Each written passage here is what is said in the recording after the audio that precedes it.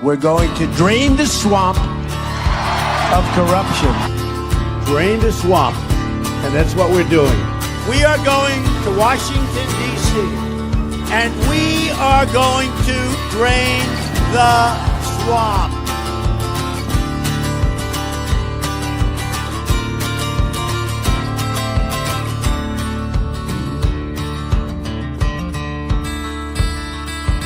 Is Harvey Barnard from the Nesara organization. Nesara stands for National Economic Stabilization and Recovery Act. It's a package that Harvey has put together, and he joins us in studio today.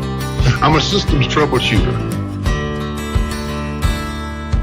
I take a look at a system for my clients and decide what's wrong, what are the problems. And we've got some real problems in this country.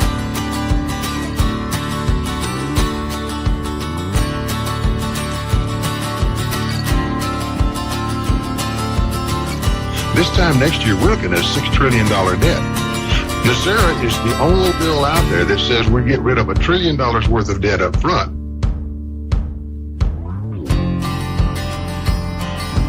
Drain the swamp, and that's what we're doing. Hi, I'm DIONESE Barnard, D for short. As you may know, my father was Harvey Francis Barnard, author of the National Economic Stabilization and Recovery Act. We can clear up a misconception right there. It is stabilization.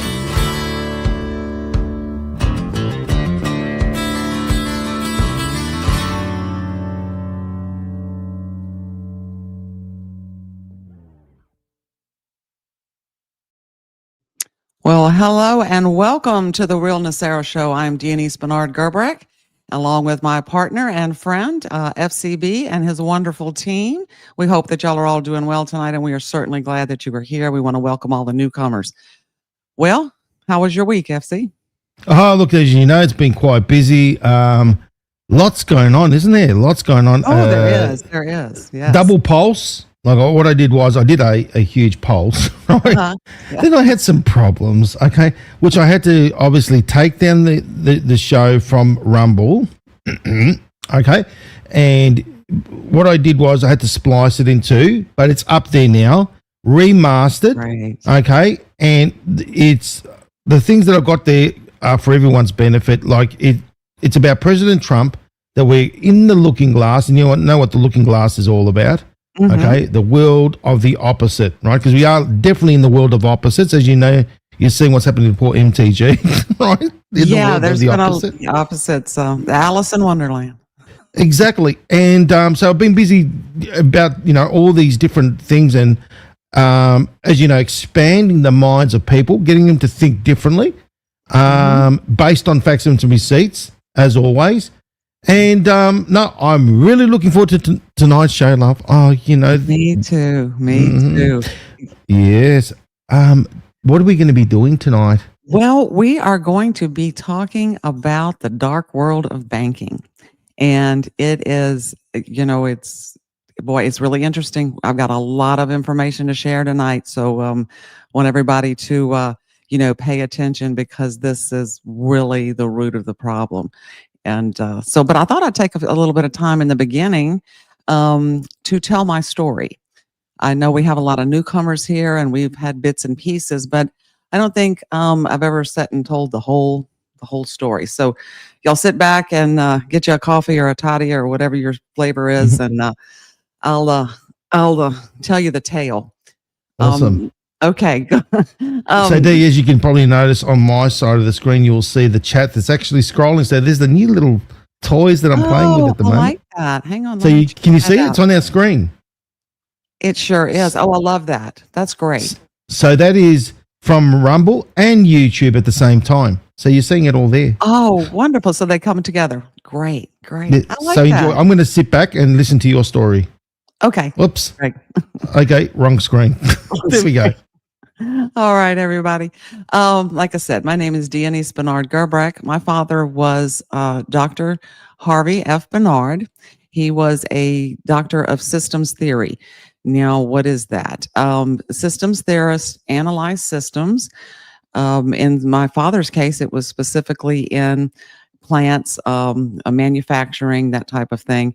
But what they do is they go in and they look at a system and they decide where the problems are. And then they develop a solution to fix that problem. And in my father's case, and he actually invented many instruments or repaired things, came up with ideas to make the system run better. Now, during his education, he had a professor that said the same critical thinking theories that we use to examine a system, mechanical system, can be used to solve any problem. My father was an avid constitutionalist, and he loved this country, and it got him to thinking. He began to use those tools and laid them on our monetary and fiscal policy. This was his life's work. He read constantly and studied everything about it. It was a great historian, and he ended up writing a bill that would change our system. He identified all the problems and he came up with a solution. Now, this is the bill. It's the National Economic Stabilization and Recovery Act. And this is what he and a friend of his brought up to Washington in the early 90s. They walked around Congress and they knocked on a bunch of doors and tried to get people to listen to them. Of course, because it is a revolutionary bill, you would think, it's constitutional. It shouldn't be revolutionary, but it eliminates the IRS and the Federal Reserve and returns us to a bimetallic state backing for our money and many, many other things. It was not well received. So, but he kept at it. And in 1996, he released his first book, and then the bill into the public domain.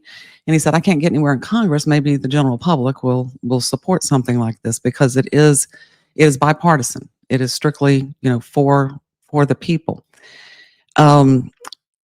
He continued the fight, but along about the year 2000, a lady emerged from the fog. Her name was Sinead Goodwin, and she changed the name of my father's bill, kept the acronym, but changed the name and concocted a story about it being already signed by Clinton in secret, was being kept under wraps, tied it up with all kinds of just other nonsense. And apparently she had a lot of backing because it got this great support, but it was all fabricated. And my parents at the time really didn't have the money to combat that. They did the best they could. Now, in 2005, he wrote this book, which I want y'all to pay attention to the date. The title is Draining the Swamp, the Nesara Story. This is his complete works, and he released it in 2005. Unfortunately, that is the year he passed away. Now, there are rumors, about how he passed and all that kind of stuff. He passed of natural causes in a local hospital right here in Louisiana. He had a genetic heart defect that finally caught up with him.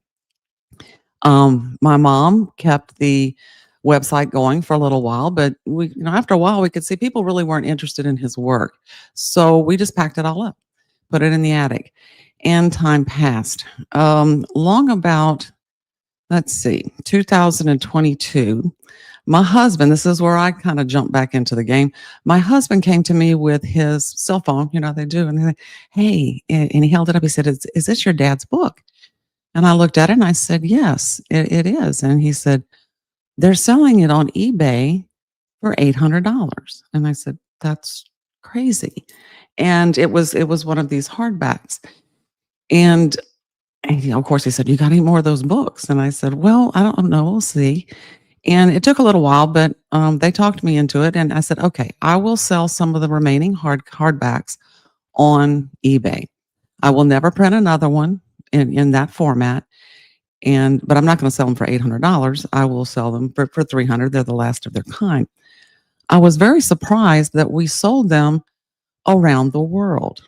The Orient, Australia, Canada, the UK, a lot of, several here in the United States.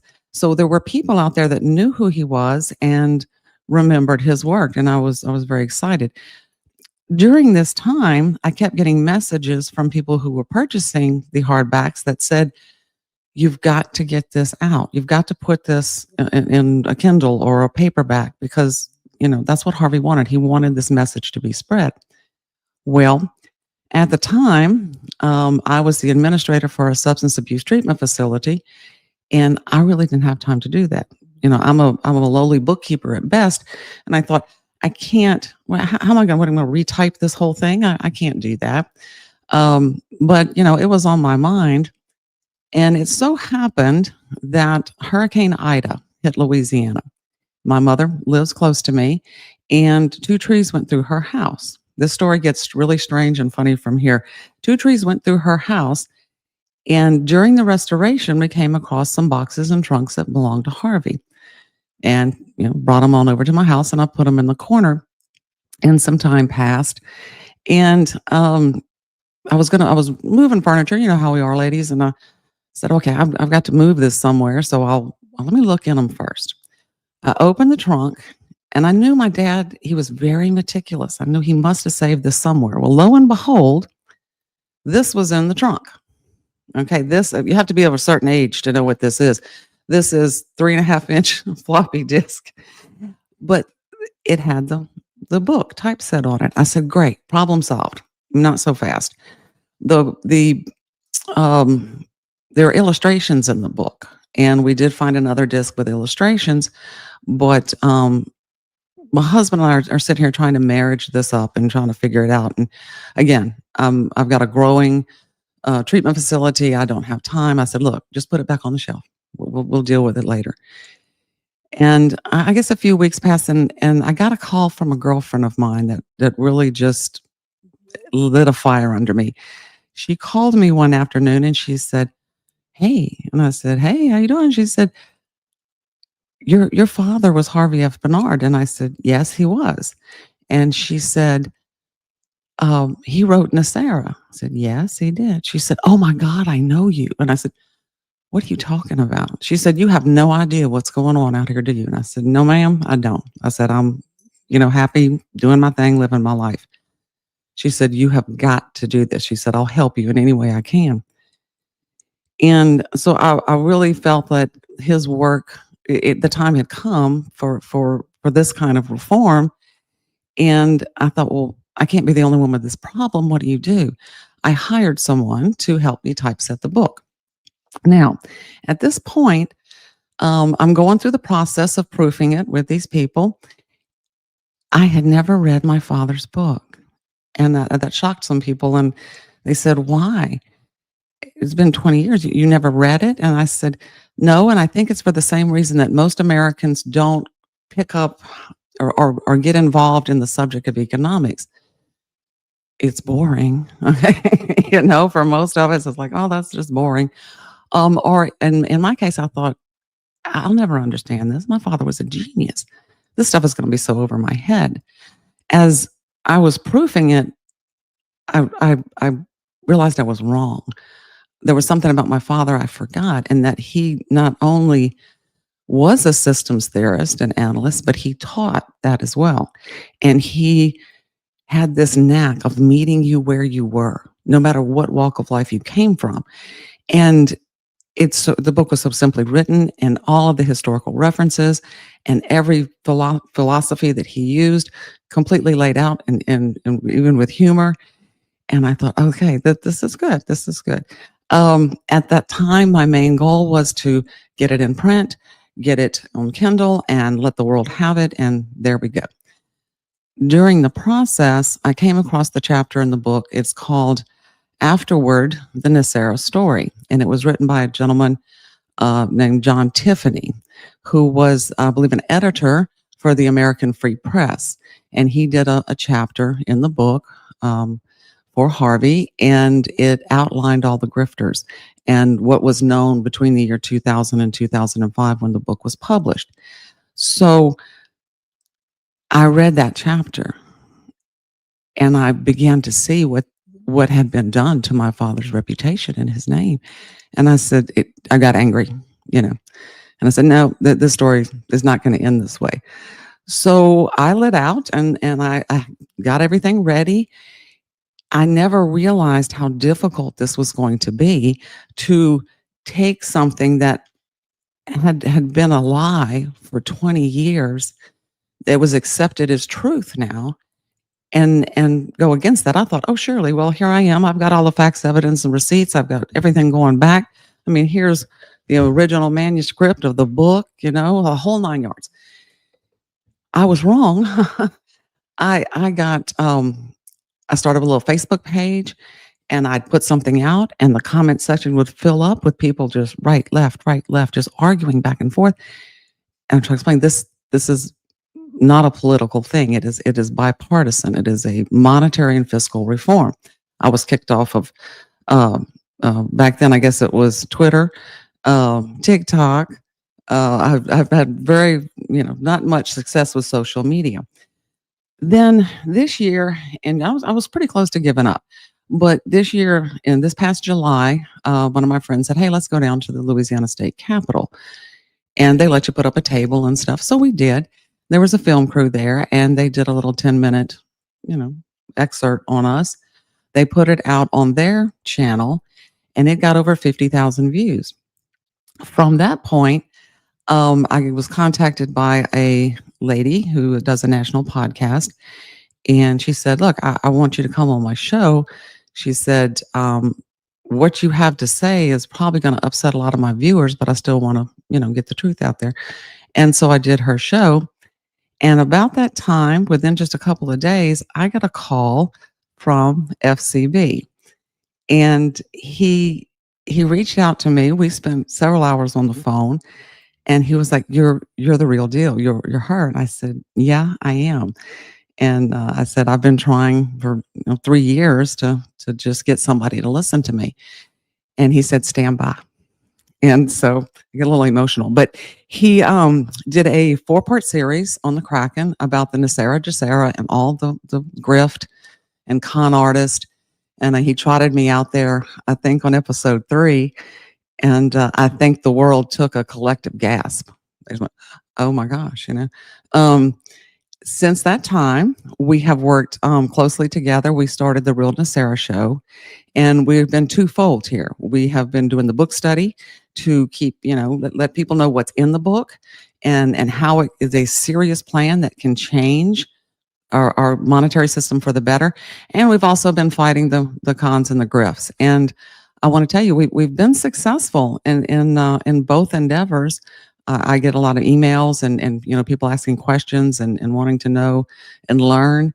And we have also had some modicum of success with with the grifters. Some of them have left the public stage. Some of them have put up disclaimers or what have you. So things are going along pretty good. About 2 weeks ago, I came across a newspaper article. I was cleaning out some boxes and I looked down and it was one about my father. And I thought, oh, well, I don't know what this is doing in here. I don't even recall seeing it before.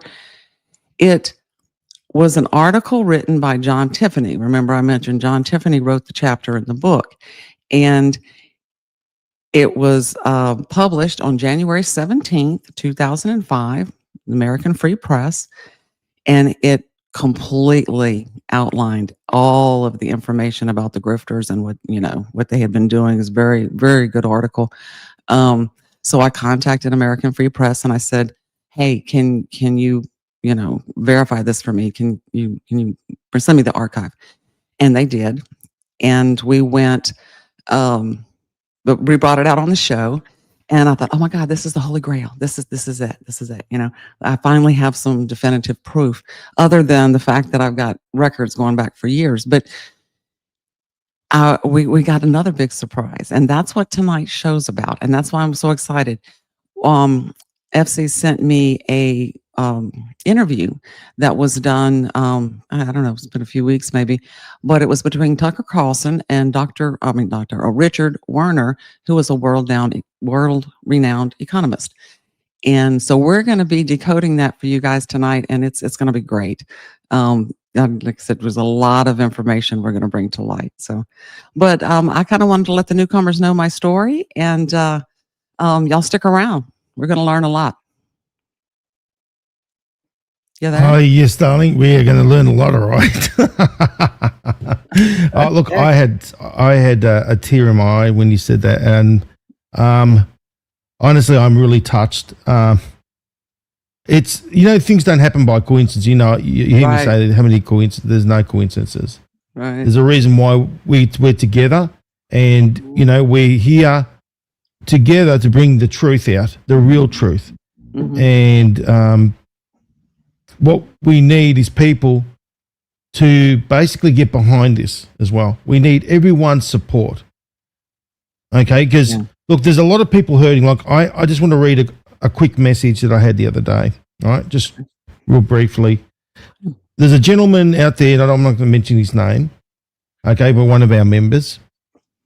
And he says, FCB, look, what do you think about this particular site to do with the QFS? This gentleman is a single father with a child, and he's growing them up. And obviously, they've been promised utopia, you know what I mean, by these grifters, fakers, whatever you want to call them, right? And he's obviously invested money and hopes and dreams in these people.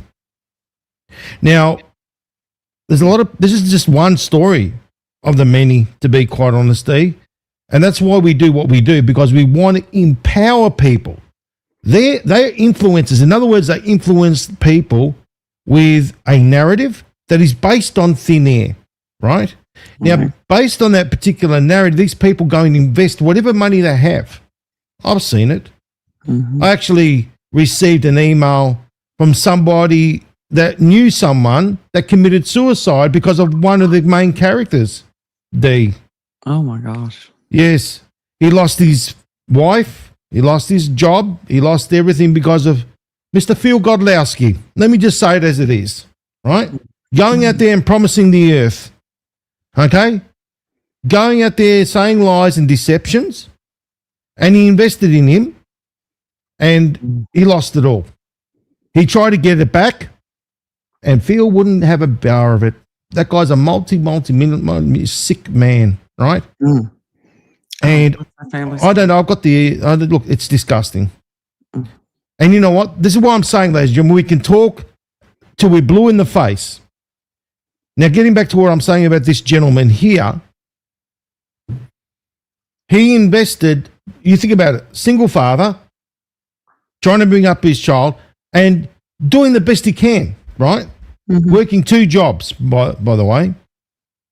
And they've invested all their hopes and dreams into something that's hasn't been, they've got just thin air, nothing to prove. Like I've exposed about the quantum financial system.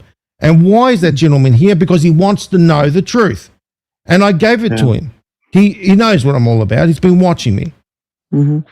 But I'm not going to sit there and comment on their garbage. Okay? I'm not going to sit there and say, oh, what do you think about this person and what they're saying about on that, because they're relying on that to be true. Now, this is what we're fighting for, D. This is why we do what we do. It certainly ain't the money. I can tell you that much. You said it's definitely not the money. Don't even make me laugh. No, it's not. But, and we bring the truth out, and then people have to make their own decisions, right? They have to take some responsibility for themselves. And my heart goes out to anyone who has, been abused, used by these con artists. And I feel terrible for them. And there comes a point, okay, well, now I know the truth. And, hopefully they will say, okay, we can get behind something that has a real shot, a real chance to help our system. And the other side of that is that we can let it not happen to somebody else. Okay, that's right. That's important. Is once we're letting people know the truth.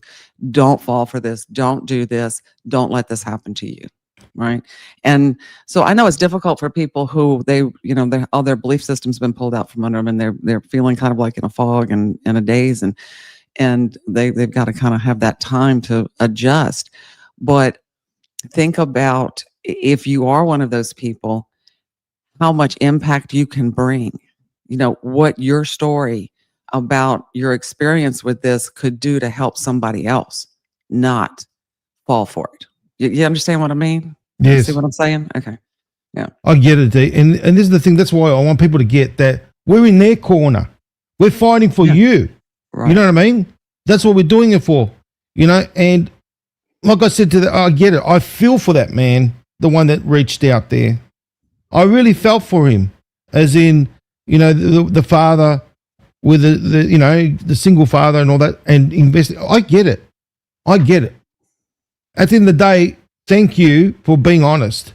Mhm. Honesty is very important. That's the way, like I was saying, that, you need to admit, and we all been there. Oh yeah, it takes a lot of courage to do that. Yes. It really does.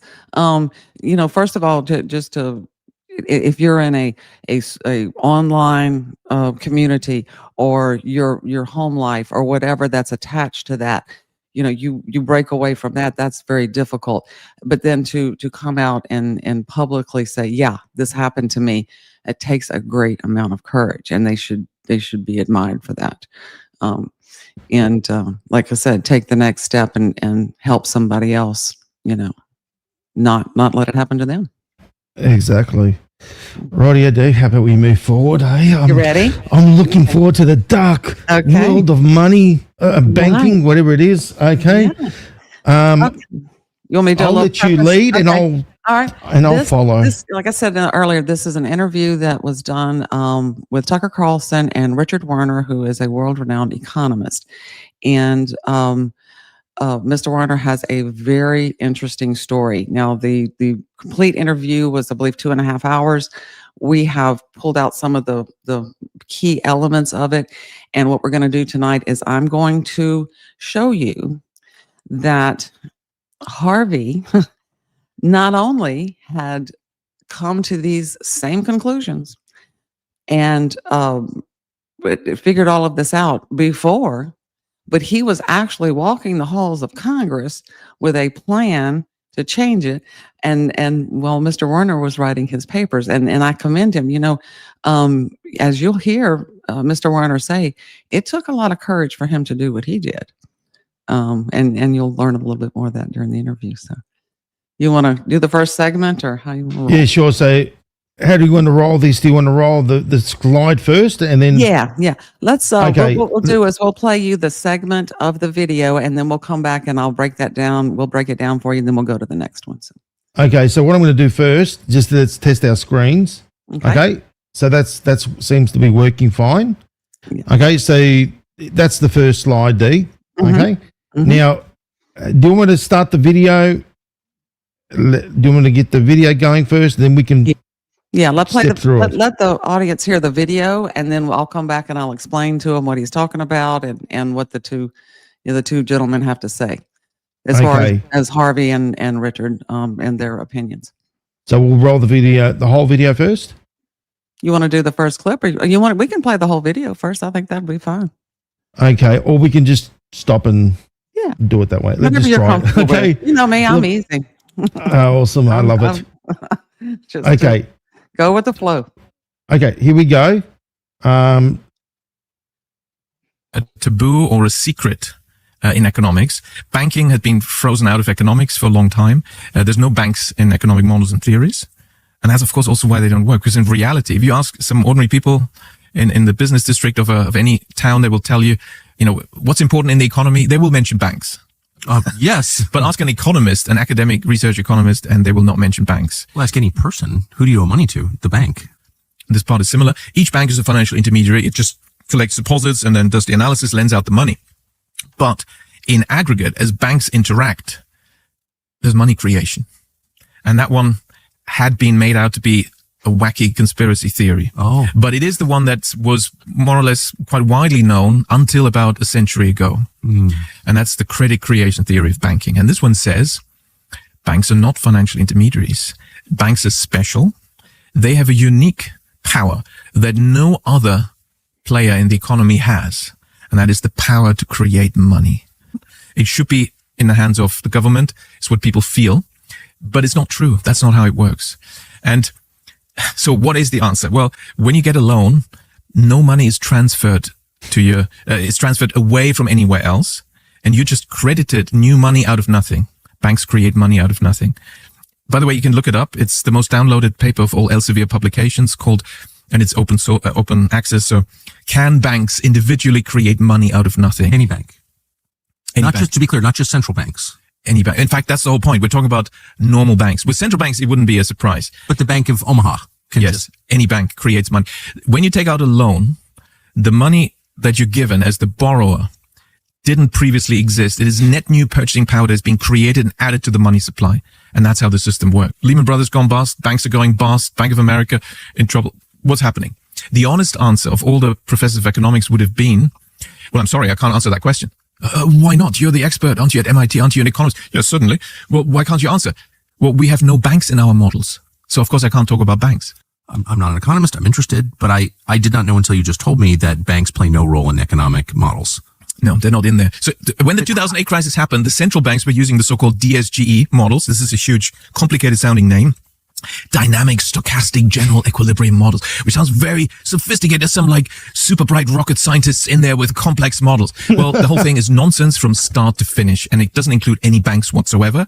And it's built on really pretty crazy assumptions that are true, perhaps on some remote planet in some very far away solar system, certainly not in ours, and certainly nothing to do with planet Earth. Even today, I mean, every central banker, every market commentator, Every TV show, exactly. investor, Every experts, president, by the way. and it's a daily thing. It's mentioned, and it's everyone's supposed to. Is this presupposed knowledge that if we lower rates, this will stimulate the economy. If we raise rates, this will slow the economy. And it's been said in the last 50 years, I don't know how many thousand times by all these people that actually demonstrate that, look, here's the data. Yes, we lower rates. It leads to higher growth. We raise rates. It slows growth. I would assume none because I've never met anyone who doubts it. It's like gravity. We just know You it. don't even need to test it. Well, of You- course not. We know it's true. It's obvious. I thought that until right now. Yeah, it's so true. This is called an axiom, by the way. Yes. An axiom is something that is so true, we never have to check whether it is true. That Okay, is there you go. amazing. Yeah, Isn't that like, great? They're great. like an axiom. Axios is a Greek word. You know that. Yes. So yes, it's that really there we works. go. The etymology of that word again. Yeah. Right. So it's like you believe in something without it being you checking Right. it out. You know what I mean? You just actually believe it to be testament. It's a like Yeah. they said, spiritual It's axiom. axios, You're in yeah. the axiom. Yeah. What he's talking about there is quantitative easing, which we have talked about many times on the program. And this is again, we it happens. You raise rates and the economy slows down, and you lower rates and it speeds up. And of course, that's true. Go ahead and bring up that first screen, and I'll talk a little bit about what Mr. Werner was referring to and explain to you about. He's talking about banks create money out of nothing. Okay, here's how that works. I was Okay? laughing. We'll go through this. Okay, so Mr. Warner said money is not created. It is loaned into existence by banks, a digital entry that counts as new money, allowing it to circulate through the economy as if it were real. Harvey said nearly all money in circulation is created through bank credit. Allowing private banks to manufacture money through credit expansion guarantees endless cycle of boom-bust bailout. We'll be using that again several times. Boom-bust bailout. Remember that. Now controlled by quantitative easing, which is interest rate fluctuation. Now, how Nesara ties into that is Nesara proposes ending that cycle by transferring the power of money creation back to the U.S. Treasury, where currency would be issued directly, debt-free, and backed by real goods and services. And that when you see something in green, that's what I paraphrased from Draining the Swamp. The economy should not depend on debt, but on production.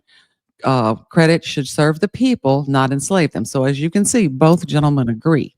Now, I want to explain to people how, when I say create money out of nothing, what that means is you go into a bank and you get a loan. Okay, so you sign your documentation. Mm-hmm. They don't go to the vault and get the money and hand it to you, or say, okay, now we're going to put this in the bank. All what they do is they write on their book ledger a credit to your account. It's just simply a notation. You can think of it like that. So, and they'll tell you, and you'll hear him say it. sometimes they'll slip them and say transfer to your account, but nothing actually got transferred. It's just a notation. So you take that and you go out into the world and you go buy your car. Okay. Well, you give them an instrument for whatever the price of the car is. Could be your debit card, could be a check, could be whatever. They send it back to the bank. The bank says, oh, okay. And they make a notation that this is dropped. No money has gone anywhere. Okay. Now, on their asset side of the books, they have that loan. You owe them $10,000 for your car, right? Okay. That $10,000 is going to sit there as you make payments, it will drop. But in addition to your payment, you're paying them interest. You're paying them interest on something that never existed. This entry went out into the world as money. So I hope you understand what I'm saying. Oh, I get it. In other words, it's the biggest trick ever on humanity. Okay, Mm-hmm. Creating something out of thin air. It's called the Babylonian money trick. Okay, Yeah. It's the oldest trick in the book. To be quite literally, you don't say the oldest trick in the book. It literally is. You know what I mean? So out of thin air, bang. Yeah, they go into the goldsmiths. When we get to the goldsmith section, we have the whole history of how they thought it up and all that kind of stuff. Carol says it's a scam. You know, I know it's a big scam, all right. Yeah. It's like these bankers. They go into the vault that has no money, right? Mm. And voila, they did a little trick, and it appears out of thin air. Yeah. You know Well, I'm what I going mean? to show you how they did the trick and how they get away with it. Oh yes, very let's interesting. see. There was another little bit I wanted to add before we move on. Let's see. Harvey said, Sure. Okay, this credit creation, the creation of money through bank credit, was one of the primary reasons for his proposing Nesara. Okay, to stop private banks from monetizing debt for profit. Remember, they're charging you interest for that. So, yeah, it's the root. It's the root of the problem. Well, you know, like I had a discussion with my daughter the other day, and I said, "Do you realize that when we look at our account, all it is numbers, just numbers? Okay, it's not attached to something that's physical." And she goes, "Dad, you're right. You're right. She goes, it's just numbers. It's just that's all it is. It's a perception. What is money?" And we can go back to the, Athens, the School of Athens again, which your dad spoke about. Yes, that's speak the about that real opening quick, chapter in the about book. Plato and who was it about? Plato. Aristotle Aristotle and Plato. and Socrates had two different opposing views. Was it Plato? Or was it No, Socrates? it was Socrates and Aristotle. And Okay, one was sorry. Aristotle was it's something tangible, and that's wealth. It's something you can hold in your hand. I think I have it right. And then Socrates was it's Let's have a look. it's an idea. I may have the people reversed. I But got the other book one is here. that money is a concept. Money is our representation of worth. Its only value is because we all believe that it's worth something, right? So it's a concept. It's not a real thing. And that's when we had the discussion about what is money versus what is wealth. Wealth is something that is the production of labor, has the use of materials, and deteriorates and depreciates over time. That's wealth. Remember the stapler and the scissors? Yes, I remember When I that. did the stapler and the scissors. I'm just trying to find it in the book because I love your dad's book. I can go right to the beginning and find it for you. What It's in was the that very part first- where he was talking about the School of Athens? Yeah. It was in there somewhere, D. It's on And the. everyone bring it. You got to get your books. Make sure you got your books at it's in at the very, hand. very first chapter called Back to Basics. That's the and one. Back The to School basics. of Athens, and he has Yes. a picture in there and everything. Yeah, that's the one I was looking for. Yeah, and so that's how far back in history he goes to look at the history of money and the creation of money and the creation of wealth. Plato and Aristotle. Plato and Aristotle. There you go. I was right, Plato, and then but you chucked in Socrates. No, I'm that's Greek. right. I know, but Socrates is Well, it you was should know someone better. different. Yeah, That's right. You should know better. you can't fool me. I'm Mr. Greek. All right.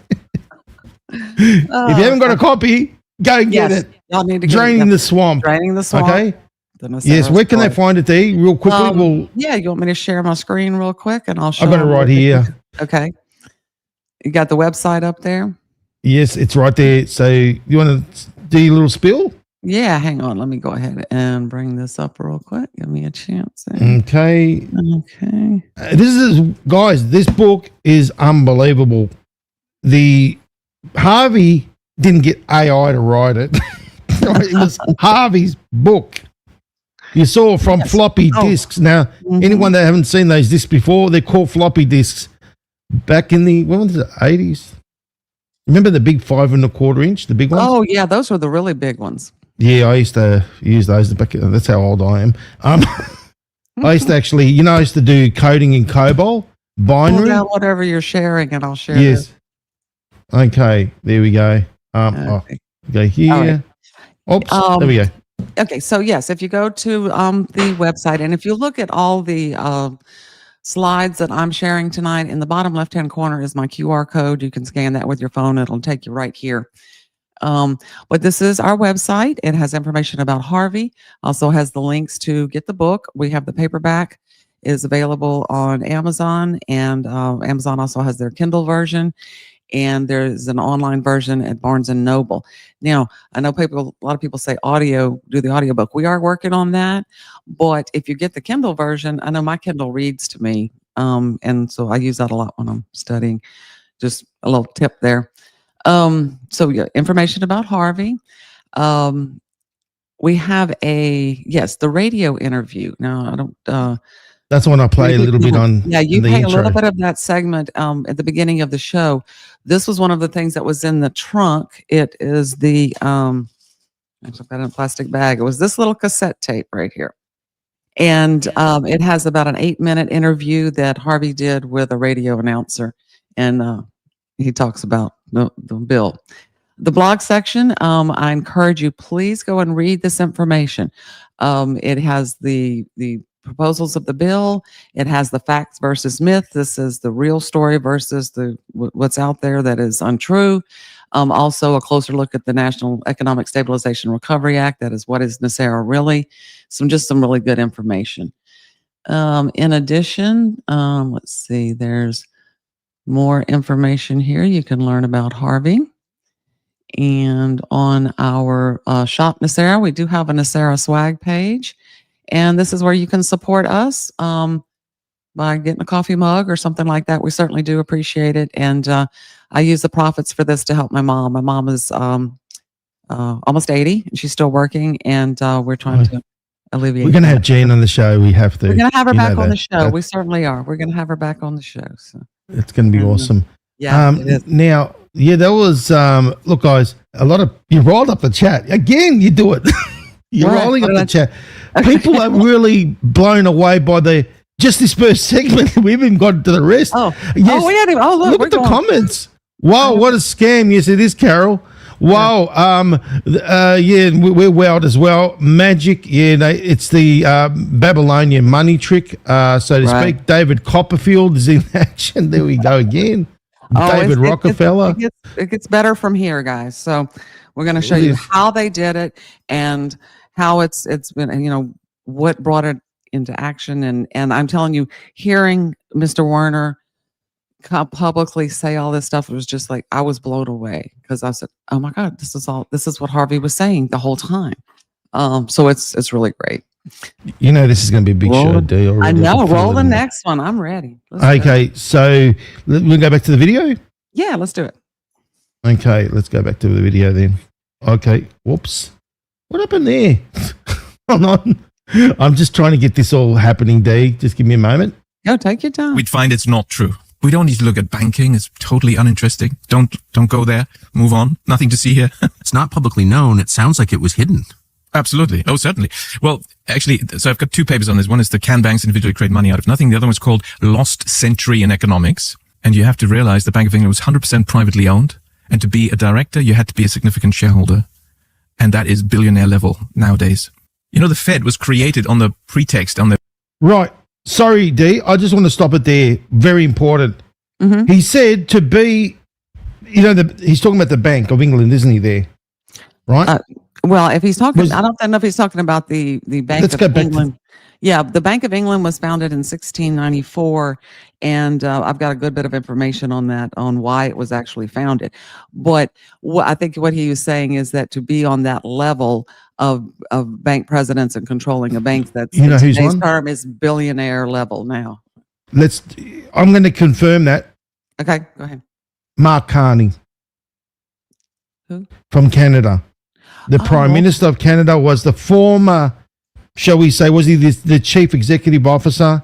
Okay. Is that what they call him, or President of the... There's Yeah, CEOs, let's bring that up. CFOs. Yeah. Yeah, let me bring that up very quickly. He is a billionaire to begin with.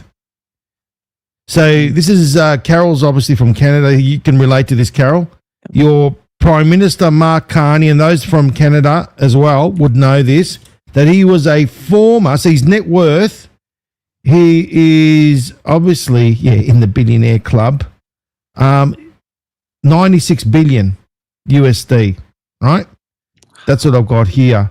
Mark Carney is now the Prime Minister, but he was the Bank of England. He was, here we go, the governor of following his term as the governor of the Bank of Canada, Carney was appointed as the 120th governor of the Bank of England. And remember what you said about the billionaire? He's right. Is exactly, let me see if I can bring that up real quickly. Just give me a moment. I'm sort of playing hot swap here. Look at that. There we go. So that's Mark Carney. Mark Carney is also tied to John Podesta and tied to, what's her name? Ghislaine Maxwell as well. I know that. So that's going to be very interesting moving forward. You know, President Trump doesn't think that highly of Mark Carney. Okay. You've seen him obviously at the Oval Office. But yes, it's got it right here. He's been involved heavily, look at that, in central banking roles. So he was involved as the Governor of Bank of Canada. Okay. And then he was appointed in 2000, following his term as governor of the Bank of Canada, was appointed as the 120th governor of Bank of England. Yeah. And he's a billionaire. Big. That's big. Yeah. So it's exactly what I'm trying to do is give validity to what is it Werner saying? Mr. Yes. Warner? Mr. Yes. Werner. Yes. Warner. So it makes the world of sense. Yes, it does. There you go. Something very Perfect. interesting, isn't it? Good catch. Let's continue Good on. catch. So you want to say something? No, go ahead. You can finish, roll the video. We'll get to the part about the Federal Reserve, I think. Okay. There's lots of doubters who didn't want the Fed. It's very un-American, was the general view. And they were very sneaky to actually get the Fed and get the law passed. They used some of the rules on how you can schedule a vote, and they went for the most obscure procedure, which is easy to overlook, that there's actually a vote. And the vote was on the 23rd of December. And most congressmen actually weren't even aware. But in any case, they're already gone for Christmas. Yes. And so it's just the hardcore group of insiders, and they voted the creation of the Fed. That's how. Okay. Wow. Yeah. Wow. Bring up my slide. I'm going to give you a little more background on that. Let me bring up that slide. I'm just blown away, D. It's this is what I'm saying, the dark world of banking. It is. It's going to roll out. 2.2. Slide 2.2. There we go. Okay. So this is what caused the Fed. Now, there was a panic of 1907, which was a nationwide banking crisis triggered by failed speculation. Okay. Bank runs and loss of confidence, ultimately resolved by JP Morgan private intervention. And it paved the way for the creation of the Federal Reserve. So let me tell you the story. In October of 1907, speculators tried to corner the stock of United Copper Company. Okay, you know that was what that means. They wanted to take over the company, hostile takeover. The scheme failed, causing huge losses, undermining trust in banks. Okay. The Knickerbocker Trust Company was one of the largest trusts in New York City, and they were linked to this failed scheme. When depositors panicked and tried to withdraw their funds, the Knickerbocker Trust collapsed. Now, at that time, there was no central bank.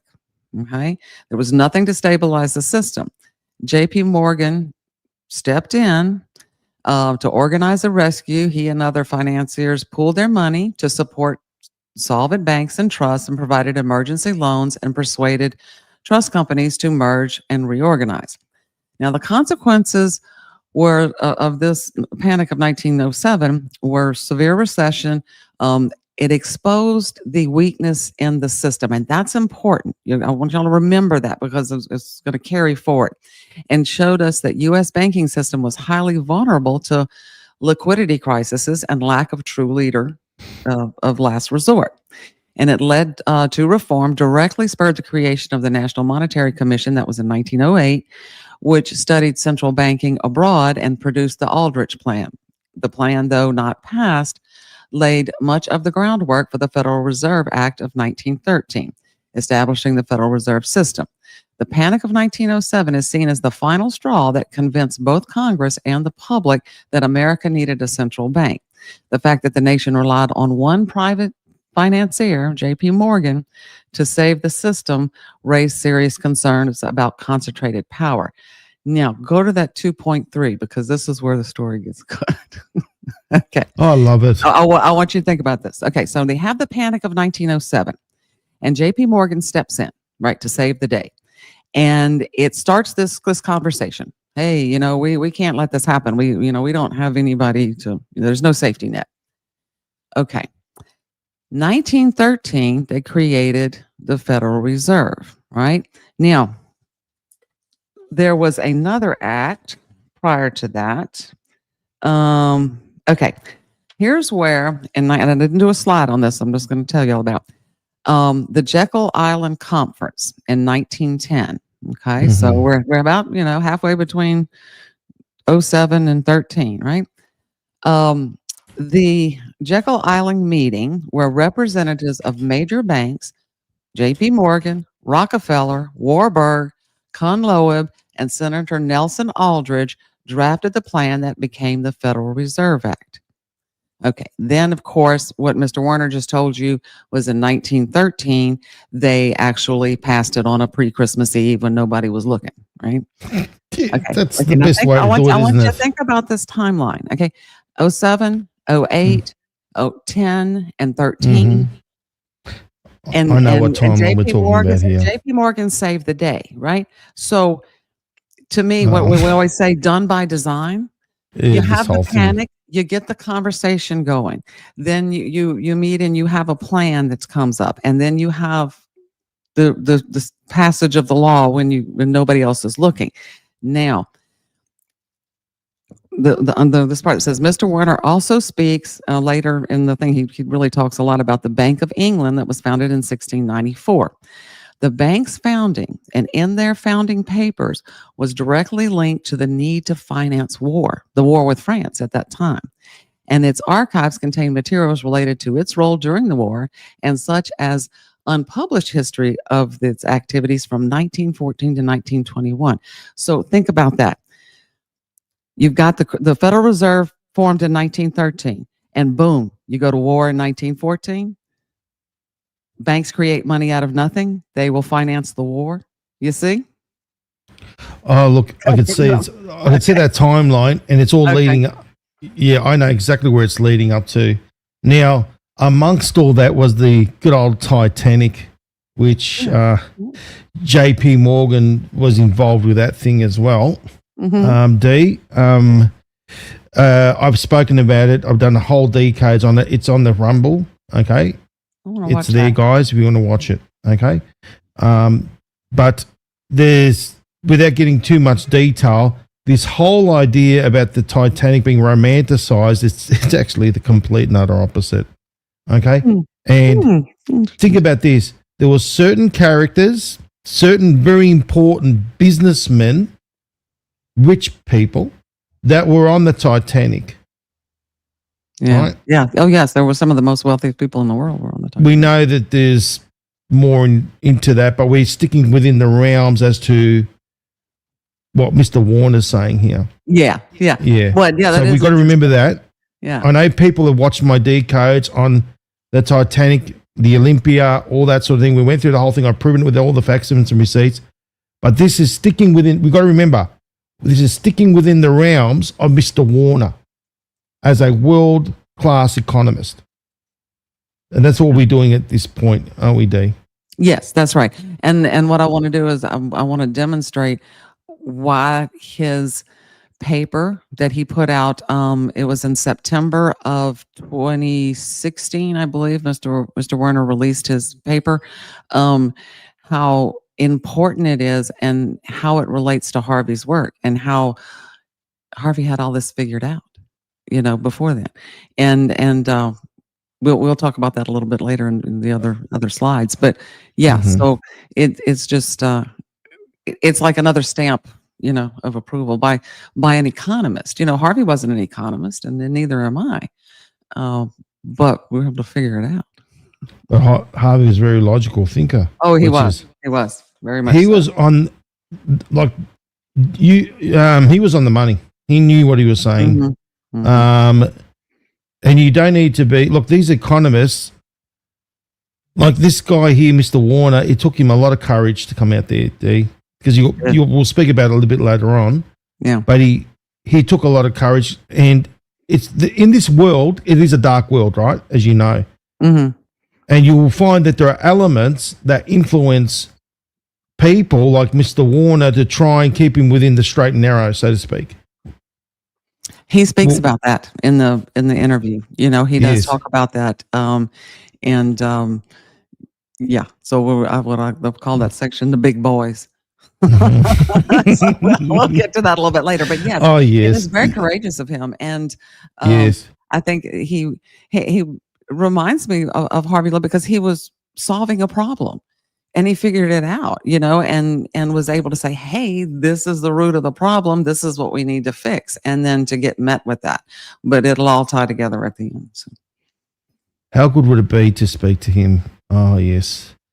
Mr. Werner? Mm-hmm. Oh, my gosh, I would love that. Yeah, that would be great. Let's see what we can organise, I suppose. Okay, yeah.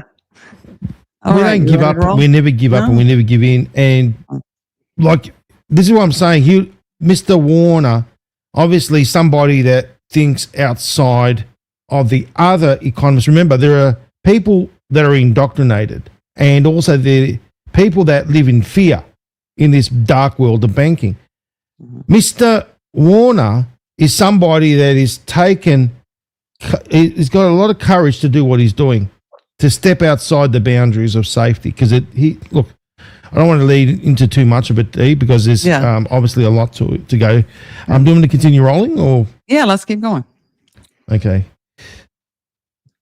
People in the chat love it. I'm glad you do. Here we go, guys. Beginning of the Great Depression, what did the Fed do? It let more than 10,000 banks go bust. In the nastiest way. These were banks that were small, lending to local businesses, to the farmers in particular, and they let them go bust. Now, in the 1920s, there was mechanization of agriculture, tractors and so on. So there's expensive equipment, and the banks were giving the loans, the farmers were taking the loans. Now, these banks were bust. Well, they were taken over by big banks, bigger banks, and banks that were part of the Fed cartel. But to lose 10,000 banks is just such a setback for the economy. Unbelievable. Now, you'd think, oh, good for the farmers, at least they're out of these loans. No. Number one, when the banks went bust, there was no deposit insurance. These families, these farmers, these small businesses, they all lost and their personal savings. All that money they had in the bank was gone. That wasn't refunded. Okay. Number two, you think they'd be off the hook from their loans? No. The banks were then taken over, bought cheaply, and they still had to repay the loans, but they had nothing left, and they were destitute. Wait, you lose your deposit, but keep your debt? Yes. How does that work? That's a Federal Reserve policy. Sorry, Dee, I had to stop it there because that's big stuff. It's huge. Right? It's huge. Yeah. I didn't do a slide on the Depression, but there was a story behind that led up to the Depression. I may have sent you a video on it. It was they called him Sunshine Charlie, and what he did was at that time only rich people had bought into the stock market.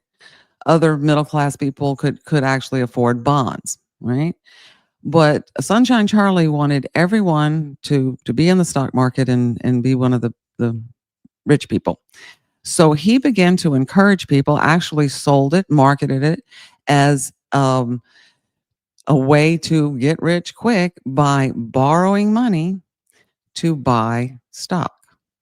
In other words, you might have $50 of your own, and you would go down to the bank and borrow another 50 or 100. You would buy your stock, and the stock would rise in value, and you would be able to pay that off, and then keep going, right? The banks continue to loan money. Now, again, the banks are creating money out of nothing. Okay, so they continue to loan money for this purpose. Here we come with what I tell you: boom, bust, bailout. Right? As the bubble began to grow, because all of this money was flowing into the stock market, stocks went way, way up, and they could see. The people in control could see, hey, we got to get a handle on this. So they asked banks to stop loaning money for people to buy stocks. Okay. As that water faucet began to turn off, the big guys knew, hey, this is going to go down really soon. So they did their big sell-off, which crashed the market. Okay. So not the only cause, but a major cause of the Great Depression was Sunshine Charlie. And I don't remember his last name, but we could look it up and give them the story. Let's talk about the farmers. And yeah. Okay. So they were left with the raw end of the deal. And so the banks were screwed over as well. So the Fed came in, screwed all over the banks. You heard what he said. Yep. Okay. 10,000, was it 10,000 banks? Just went. I think so, yeah. Yeah. Went under. Then the farmers were left with it. So they had no deposit insurance. So let's talk about that. Very fundamental. We're talking about bail-in, bail-out laws, all that sort of stuff. And so no deposit insurance. In other words, any money that they had in their bank account was gone. Just like they're able to bring money from from nowhere, they're able to suck it in, right? Into the black vortex. Now, why are they able to do that? And then the Fed still kept the debt going. Now, think about that. Not only did you lose the money in the bank, not only did you lose the property, then they went in and took your property as well, but then you're left with the debt. How did that work, Dee? How did that work? Because to me, it's daylight robbery. That's what it is. There was no deposit insurance at that time, right? And then there's the rule of client money rule, and so they were able to do it, and they could have handled it differently, but it would have been admitting fault, right? Or admitting that they maybe not sanctioned publicly, but they allowed this to happen. They allowed banks to loan money on for people to buy stocks, blew up the stock market, and it crumbled, right? Because when you turn off that spigot of that money flowing into it, it's like any asset. If you and Mr. Warner will talk about it later. People think that assets are controlled by the market. In other words, something is valued based upon its availability or scarcity. The less of something, the more expensive it's going to be. The more of them there are, the less it's going to be. Not really so. Banks will loan money. Look, we talk about this a little bit later on, the real estate market. Okay, they pump this money into the real estate market, where it gets so big, the prices on houses go up. How many times have we seen the real estate market crash? Okay, so that's an asset. Stocks are an asset. You see, boom, bust, bailout. And it's just a vicious cycle. And that's what Harvey talked about in the book. He said this cycle just repeats over and over and over again. Some of the people in the chat. This reminds me of Jimmy Stewart's movie, It's a Wonderful Life, not. Oh. No. I can think of other things I could say about that. I mean, that's why President Trump has been, and no other president, think about this, no other president, let's get into perspective, has put the Fed under a huge magnifying glass and exposed what they're all about. No one has ever done it except President Trump. So let's get into that attitude of gratitude. He's Yeah. actually undoing it all. That's what he's doing. Now, remember, President Trump's background is also in real estate. So he knows. He knows what it's like to be stiffed by the banks. It's true. Yeah, he does. There you go. You couldn't pick the better see president. He, you know, you can draw a lot of parallels. We've done the show, you know, Trump versus Nesara, and we can draw the parallels in philosophical belief. Yes. President Trump and Harvey seem to share the same philosophy. Where they attack the problem is different. Harvey attacked it from a systemic, you know, fix the parts and pieces and in one fell swoop. President Trump is attacking the bureaucracy part of it. I think the difference, and we've talked about this before, is in Harvey's day, we didn't know what we know now. And if you have bad actors on the field, you cannot get a fair shake. So, you know, President Trump has to do what he has to do first. And that's what I believe, you know, and then he can, you know, make real progress on his problems. He keeps speaking about in what, you know, prior to 1913, and he keeps bringing into the magnifying glass again, 1913 for a reason. And it's because of the Fed and the IRS, right? Those creations of that little system over there. Now, remember he said America was rich when there was tariffs, when there was the tariff king, okay? I think it was the 25th president, by memory, wasn't it? Wilson? McKinley. Okay. McKinley. He was known as the tariff. See, I know history. I know you do. I know you do. Aren't you proud of me? I know about a little bit. American I'm very history. proud of you. Okay. So there you go. And he kept saying America was at its richest and didn't know what to do with their money when McKinley was assassinated. So then you think to yourself, well, hold on a minute. Right. Yeah. That was done by design, wasn't it? Now, you look at the lead up of all the events, ladies and gentlemen, where we got to 1913. What is President Trump talking about? This is why I'm saying he's trying to set all these precedences as well for a reason. I truly believe what he's doing, he's exposing these as, you know, I can't wait. So we know why we know JFK was assassinated. He wanted to bring back the metallic currency. I think it was biometallic. Like he did. That's one of the things he wanted to do. Yeah. Yeah. So do you see the pattern? Do you see there's like a pattern coming? There's a repeating pattern. Yeah. There's a repeating pattern. Well, now, go ahead. Do you go for it, love? No, go ahead. Go ahead. Finish what you were saying. No, I'm just saying that the best presidents always seem to cop it. Have you noticed? Yeah. Well, this one did not. So we're thankful. No. You know, you saw. Look, what we've been shown is different to what is reality, right? At this point. Okay, we remember we own the thick of the looking glass. I've been speaking about the looking glass quite frequently.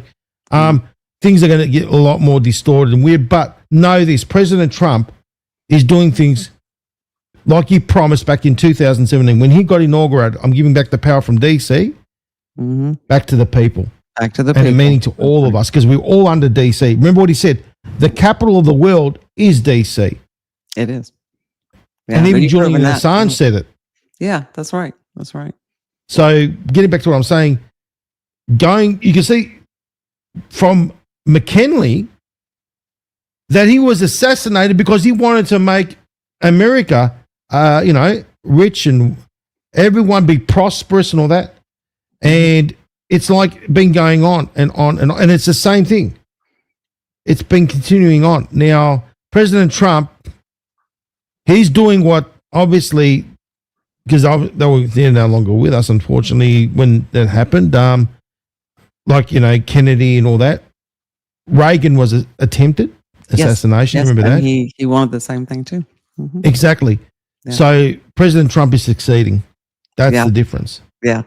I think, when we talk about McKinley and the tariffs and making America prosperous, you also have to throw in the mix there that the government did not spend like it does now. Okay. So if you take that thought and also look at what President Trump is doing with our spending, okay, he's pulling that back. because at McKinley's time, you didn't have all of these, crazy programs that did wild stuff, and how Doge went in and cut back expenses, and during the shutdown and all of this kind of stuff, things were being sliced. So it's kind of a slow squeeze on both sides. So. I just wanted to mention, because President Trump has been putting it under the magnifying glass about the Fed. Yeah. And he wants, look, there is a bill out there, you've seen it, it's all in Congress.gov, that they want to get rid of it. And I think they should. I think it's time. It's a placeholder. They have that. Then we'll talk about, and you know what, we may do that next week. I think next week we'll go through what's on the books and in Congress, the bills there, and compare them just line item by line item. So you want to continue? That would be a good show. Yeah, go ahead. Let's move on. The banking systems, once you set up a central bank that's not controlled by the people, then you're in the hands of the central bank. The Federal Reserve Bank of New York is 100% privately owned, and that is really the center where all the decisions are made. You have the Washington board of the Fed, but that's a political shop. Right on the money, literally. Number one, the one that you see, the Fed over in DC, is for political reasons. The one that actually, remember, I've exposed this many times, about where is the biggest, shall we say, gold deposits in the world. They hold all the gold. It's right there. New York City at the Fed. And he's saying also that, so that you got the political arm, which is which is over there, but the private corporation, it runs out of New York, ladies and gentlemen. That's where the Fed, that's what he's saying, isn't it right, Dee? That's right. And when he tells the story about France, I think that'll bring it home for people. I don't know how many people know that story about when France came to get their gold. Oh, he actually says it, doesn't he? Yeah, he tells the story. It's really great. Yeah. It certainly is. Now, there's I just want to bring up a quick Q drop, okay? Which is very important. And you can see that this is all factual. So what we're doing is actually pointing to facts. So number one, it's fact. The world's biggest gold deposits are kept there at the Federal Reserve Bank over in New York. Now, then you look at it from this perspective, the UN. Isn't it in their favor to have the UN building there? Well, obviously, isn't it? Because the Federal Reserve is there in New York as well. So what I want to do is I'll bring that in here. Remove that off there. So have a look at this, Dee. What this takes is a new meaning. Number one, yes, you know which one. Q drop 2619. Do we have the gold? So literally, what that means is that President Trump has control over the Fed, the corporation.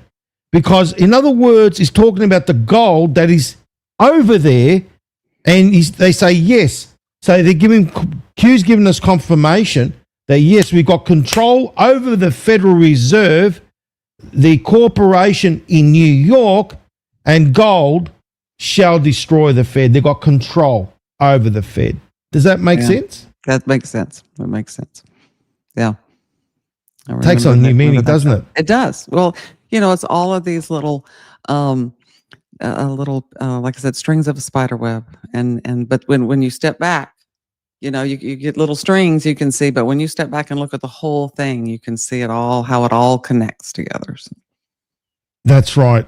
And when you get a new appreciation, so each time an event happens of some sort, so President Trump has been speaking about the Fed, too late, Powell, all that. It's putting the magnifying glass for a reason, so then we can go future proof past, like I'm showing you. You know what I mean? Yeah. Exactly. Right, how about we continue on? Okay. Bank operations are all in New York, 100% privately owned, So, and that, what happened in the 1930s is therefore these farmers became destitute. The land was the collateral for the loans they couldn't repay. They lost their land. They lost their livelihoods. Some lucky ones became day laborer on the farms that they previously owned. The unlucky ones starved. There was starvation in the United States of America of honest farmers. The central banks, when push comes to shove, they pursue the agenda of concentrating the banking system and reducing the number of banks, which increases the power of the central banks. Banks create money. They are therefore the most powerful economic player in the system because they're special. They have a license to print money, and the majority of the money supply is created by banks.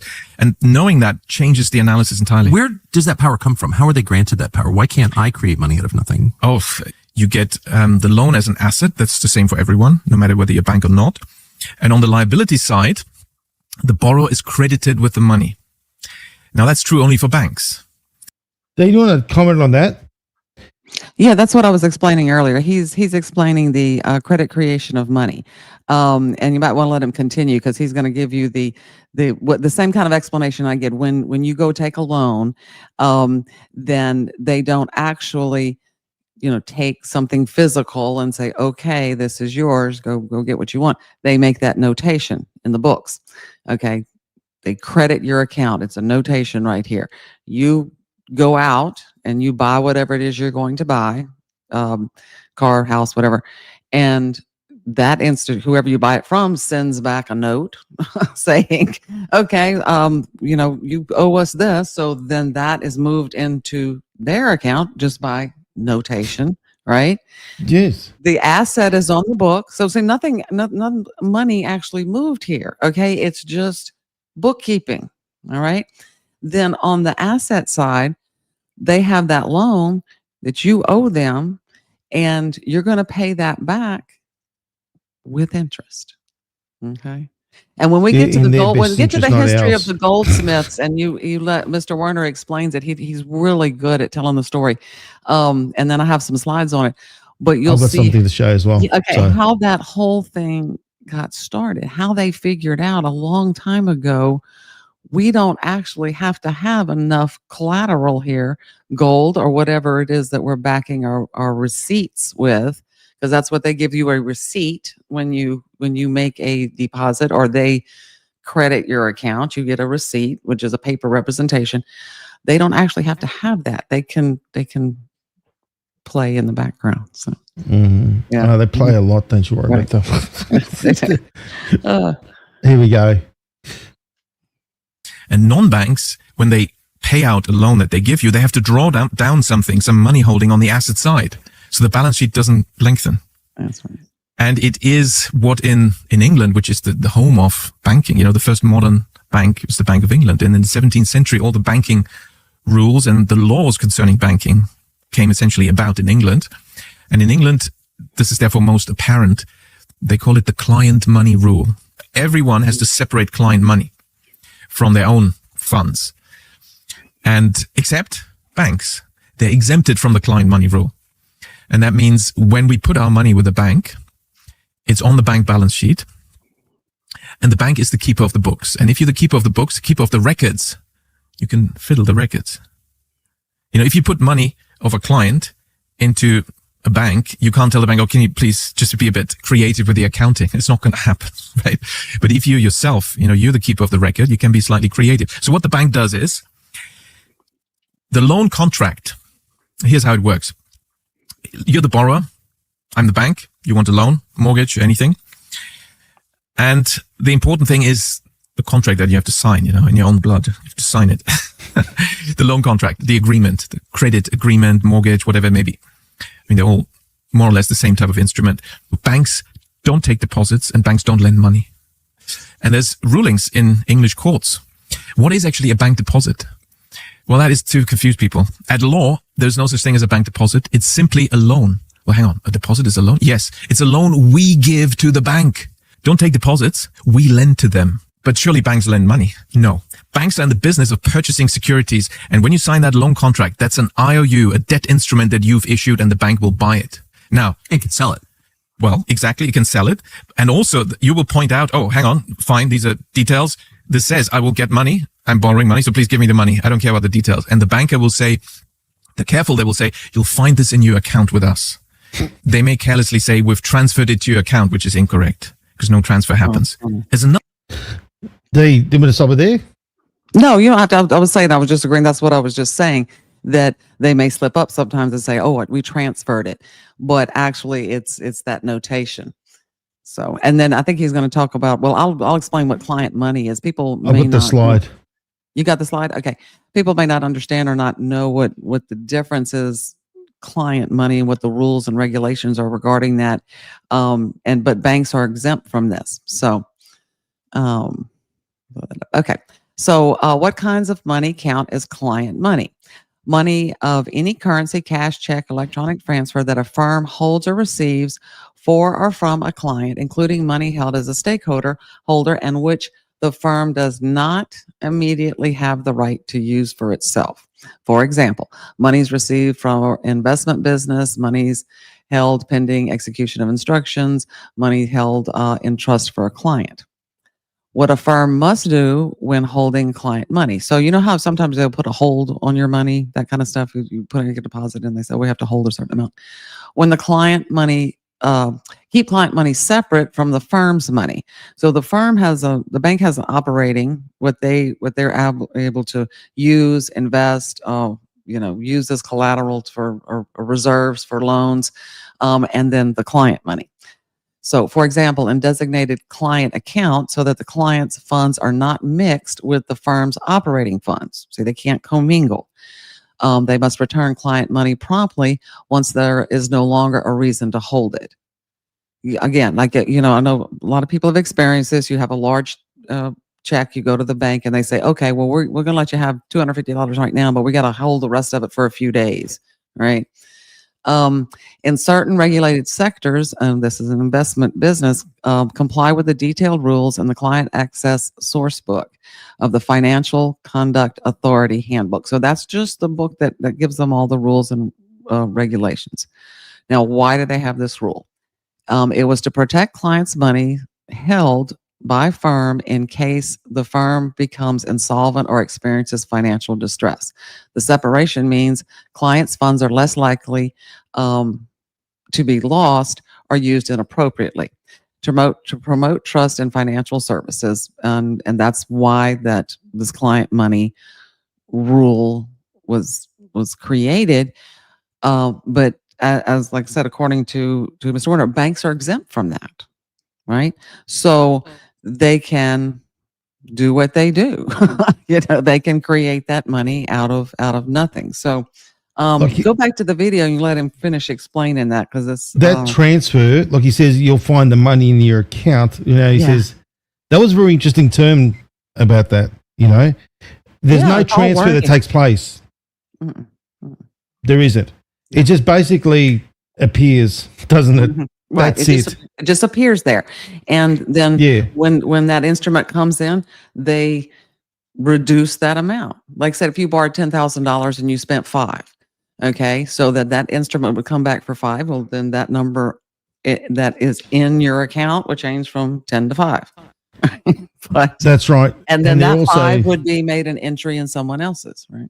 And what he also mentioned is that they can sell the debt off. Now think about that. The banks do sell the debt off to the Fed. Okay, you're using bonds. Okay, bonds, yeah. So you could see that they've got these power to create money out of thin air, and then also they've got the power to sell off the debt. So that's why now with the Fed, like we say, when the Fed increases the interest rates, the bank's got to follow. They're like collectors. That's what they are for them, aren't they? Right. Yeah. And so they do that. And again, the Fed decides, are we going to put the brakes or the gas on the economy, right? By raising or lowering rates. And the banks follow suit. So do the mortgage companies. So does the credit card companies. So does everything. Follows in line with what the Fed decides. We did a slide on bonds. If you want to do that one next while we're talking about it. Yeah, sure. Okay. So that's number, let's see, 12.12. Okay. Yeah, because bonds can be confusing. They've always kind of confused me. So that's why I did this slide. Very interesting, though. It is. Yeah, when I think about bonds, I think about being bonded with a piece of rope. Okay. That's what I think of. Okay, so the bond market. Okay, the bond market is where governments, corporations, and other entities borrow money. Okay, so think about that. Governments, different countries. A bond is basically an IOU. The issuer promises to repay the amount borrowed, that's the principal, on a specific date, the maturity date, and usually pays interest, and that's in coupon payments along the way. investors buy this for long-term security. So I'll give you examples. Say I'm Jamaica, okay, and I need to raise some money. I'll get an investor, and I'm going to give them this bond. They're going to give me the money, and I'm going to pay them a certain rate. And then I'm going to pay that rate over a period of time. That's what the coupon payments are. So you've got this, as the investor, whoever that is, the Fed or another government or whoever it is, will get a steady income, right? And then when it matures, then they will pay off the whole part. Discount bonds, it's the same principle, except instead of having interest, they sell the bond maybe it's $1,000 bond. Okay, well, instead of me paying you interest this whole time, just make it for $950, and then when the maturity date comes, I'll give you the full face value of $1,000. So you're only going to be $950 now, but you'll get $1,000 back. So this is done, like I said, for corporations, for governments. Through the Well, Fed. the Chinese government owns quite a few US bonds. Mm-hmm. That's fact. Yes. Now, think about this. Do the US have the power to freeze it? Those assets? Because they are an asset, aren't they? Yes, they would be. Oh, yeah. It sounds like I need to withdraw some cash. We're going to get to that. From the bank and stuff it in my mattress. Okay. Oh, God. You got to laugh, don't you?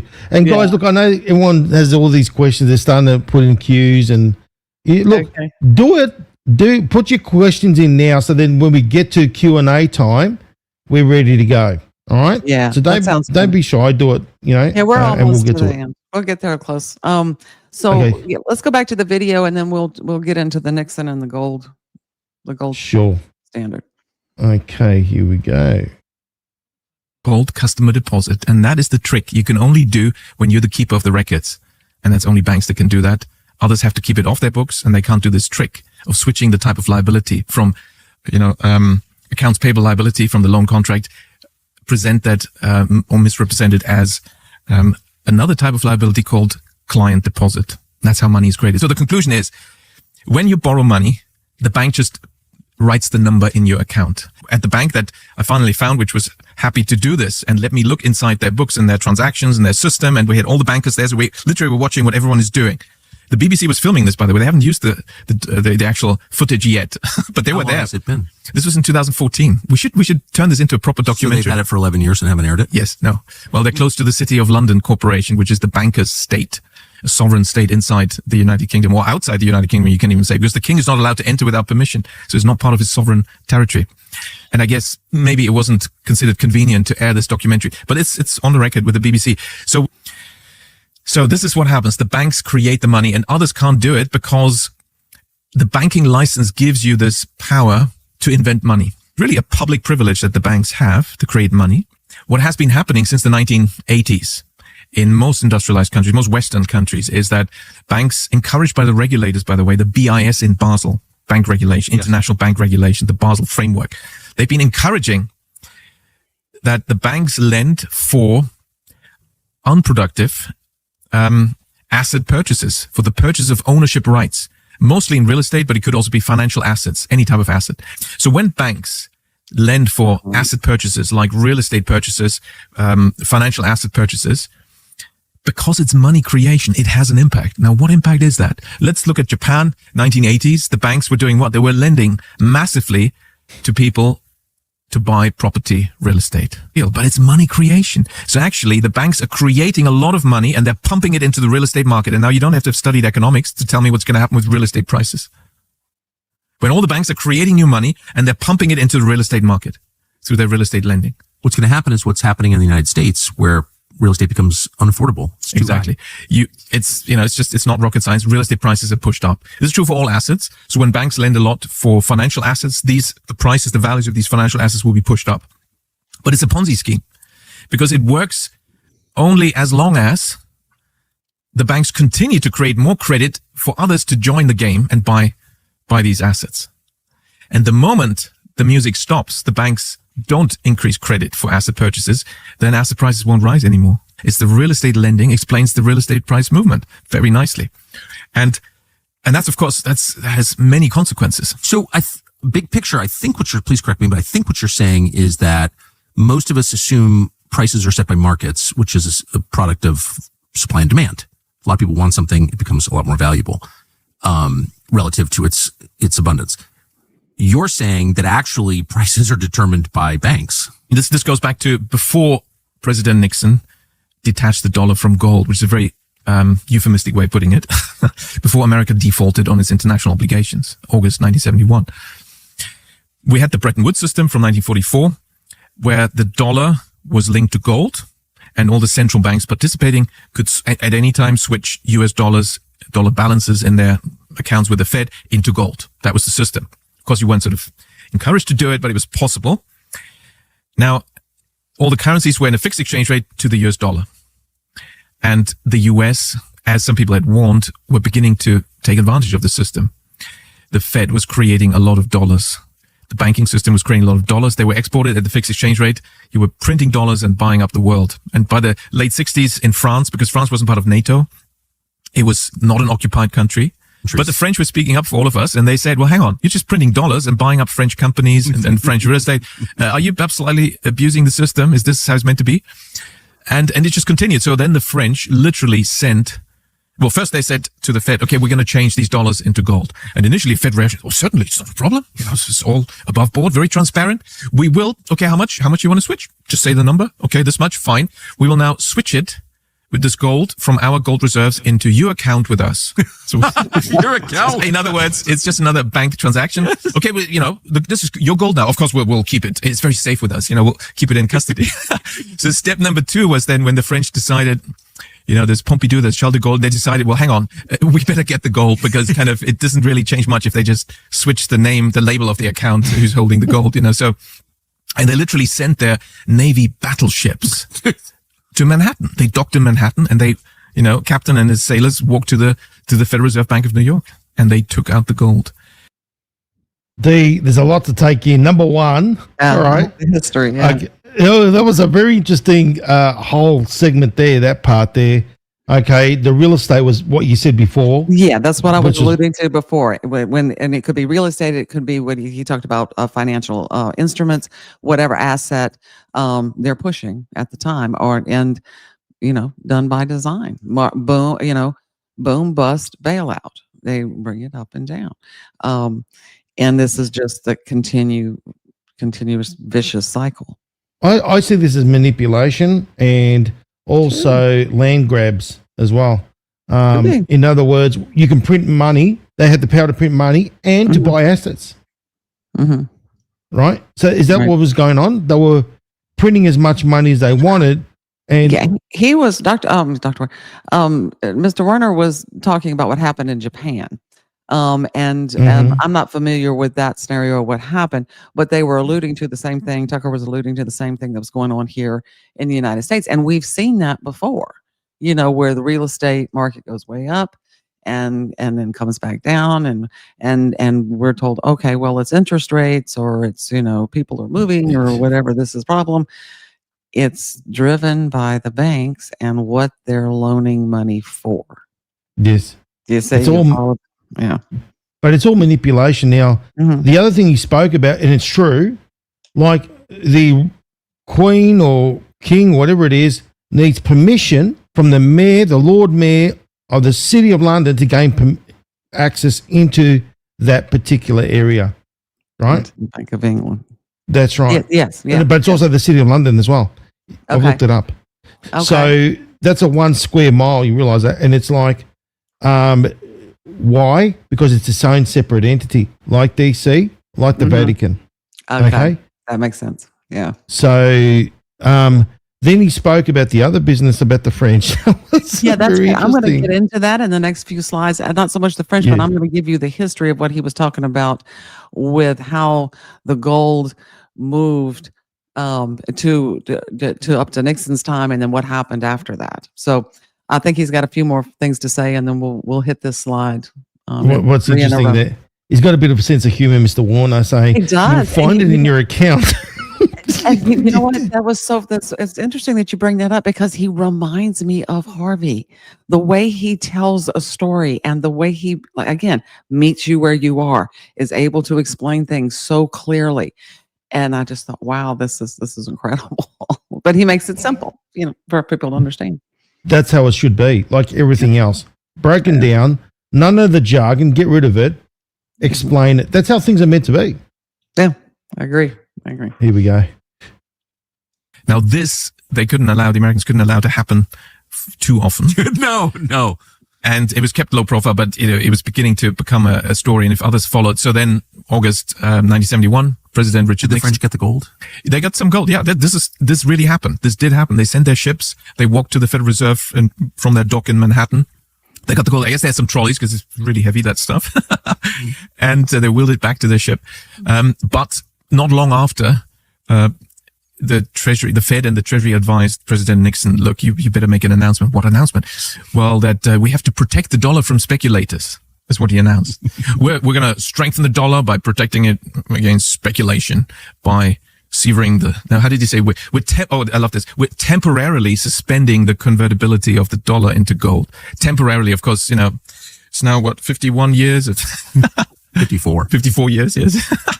Crazy. Like, could a bank create money if it wasn't fiat money? Banks have always created money. If you go back into the history of banking, it's always been about money creation. Okay. That's very interesting. It is. Bring up that slide 4.4 and we'll run through these real quick. No worries. Okay. So this is just a little bit of stuff I pulled from Draining the Swamp, Harvey's book. And so this was his interpretation of Nixon's decision, the gold decision. He described it, President Richard Nixon's August 15th, 1971 suspension of the dollar convertibility, you heard him say that, into gold as the final break between U.S. money and real value. This opinion is shared by Richard Werner. The U.S. When the U.S. abandoned the gold standard, we abandoned restraint. From that moment forward, every new dollar represented a debt, not a value. Harvey believed this act completed a 60-year process that began with the Federal Reserve in 1913, transferring money issuance from the public value to private credit. 1971 is the true beginning of perpetual inflation because once convertibility ended, there was no longer any objective mechanism to limit currency creation or deficit spending. Hit the next one for us, 5.5. Okay, so I want to take you a little bit through history here, okay? So this is the economic chain reaction from gold to debt, the road to Nesara. That's what I titled it here. So this is how Harvey made his case. Of course, we have 1913, the Federal Reserve Act, and we all know what that is. The people's money became the banker's debt, right? In 1933, there was the Gold Confiscation Act, which required U.S. citizens to surrender gold to the government, ending private ownership of monetary gold.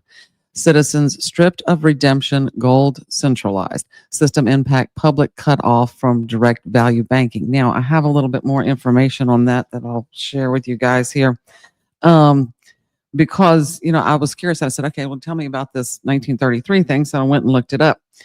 In 1933, gold's recall was President Franklin Roosevelt. On April 5th, it was an unprecedented act, reshaped gold ownership laws in the United States. This was during the economic depression, the Great Depression. This order effectively outlawed private gold ownership. Okay, so what they did is they went around and confiscated everybody's gold. You got to turn it in, right? Americans surrendered their gold coins, the bullion, and gold certificates. Okay, their reasoning was to stabilize the collapsing economy by seizing privately held gold, boosting the money supply, and asserting greater control over the nation's monetary policy. So that's why they did it. Okay, now fast forward to the Bretton Woods Act.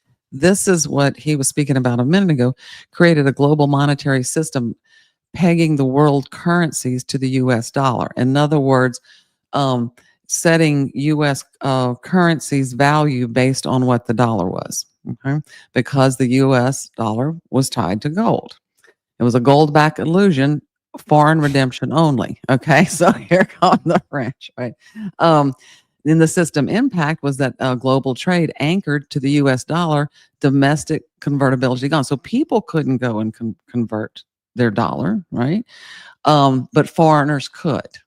And in 1971, that's when Nixon, he closed the gold window and ended convertibility to gold, severing the last link between currency and physical value. And so that's how we got there. Is there another one? Yeah, go to the next one. 6.6. Okay. So from 1971, when Nixon suspension of gold convertibility, foreign governments could no longer redeem the dollar for gold, right? Then in 73, the floating exchange rates, this is when the dollar began to fluctuate, and we pegged the dollar's value to oil, which then put it on a market value. You know, how much oil is being moved, how much do we need, that kind of stuff. So there was That's the petrodollar, right? The petrodollar, that is correct. Yeah. And then that led to the rise of monetary expansion. Without gold's discipline, the Fed financed deficits through bond sales. That's why I wanted to talk about bonds earlier, so people would understand how they're moving that around. Debt became the engine growth, compounding both interest and inequality. The 1970s, and there's people out there like myself that remember that, but the wage price spiral, inflation eroded savings, real wages stagnated, and the productive citizen, you know, the citizens paid twice. They paid through taxes and through inflation. So, you know, that was, it kind of takes you, if you think about it from Harvey said, a 60-year, you know, progression from the inception of the Fed all the way to what he considered the nail in the coffin, which was 1971 with Nixon and the gold standard. It's a transition. It was like a transition. Slowly but surely. Exactly. And that's how they operate. Yeah. So you think about it, you keep people, okay, this is why I say, D, the world of entertainment was very important. You think it wasn't coincidental that they created Hollywood? No, there are no coincidences. Mm-hmm. That whole system of the way they created was to keep people controlled. Now, enter means to entertain, means to contain, and ment means the mind in Latin. So you put those words together, you're keeping people in a contained environment, keeping them not looking at what's going on. Like, you think about it. Why do they make the economy all with all these fancy words, make it hard for people to comprehend, right. Done by design, like everything else, right? That's right. Yeah, we've talked about you get bored and say, sorry? And so we talked about that with the lawyer politicians and the way they've changed the contracts and the wording and like quantitative easing and the thing Mr. Werner just pointed out. I can't even pronounce all those things he said, but he said it sounds really fancy, but it's really. That's what I like about this man, because he breaks it down like Harvey. Bang, straight to the bare bones. Okay. Yeah. Straight. Let's get down to it, and let's make it so everyone gets interested. Like, you think about this, right? People don't get interested into something unless it really affects them. So you think about this. How do they keep people away from what's going on? Because it's been going under our very noses. All these things have been going under our very noses while we're being entertained by the world of Hollywood and all these other things. And now we've got the world of the influencer, but also the world of reality TV. You think that was a coincidence? No. That was done by design as well. Correct. That's why they call them influencers too. Think about it. They want you influenced by a narrative that they're pushing. Now, we're in power as we're showing you what has been going underneath the hood. Right. Exactly. Yeah, I like that. I like that analogy. Yes. What's going on behind the curtain or underneath the hood? Exactly. Distracted by whatever they can. That's right, Carol. Yeah. And that's the thing. We want to show you, break it down. That's what we do. And this is why it's important. Like, you know, people should be paying more attention to this show rather than being, shall we say, believing the fairy tales of these fakers out there. Mm-hmm. We're showing you what's real, what is tangible, what is factual, what is proven. Yeah. That's the difference. And you know, credit creation, Well, we'll get to it in the end, but it hasn't been it's something that wasn't spoken about. So it's Look, this we're is changing great. that. Okay, so I think in the next he talks about the goldsmiths, which I love. I love the story that he tells. I think that one's next. And I've got something I can bring out about the goldsmiths, and it's all good. okay. Thank you, Carol. We appreciate it. Excellent show. Yeah. We aim to please. Okay. We try, Carol. Thank you. Let's continue.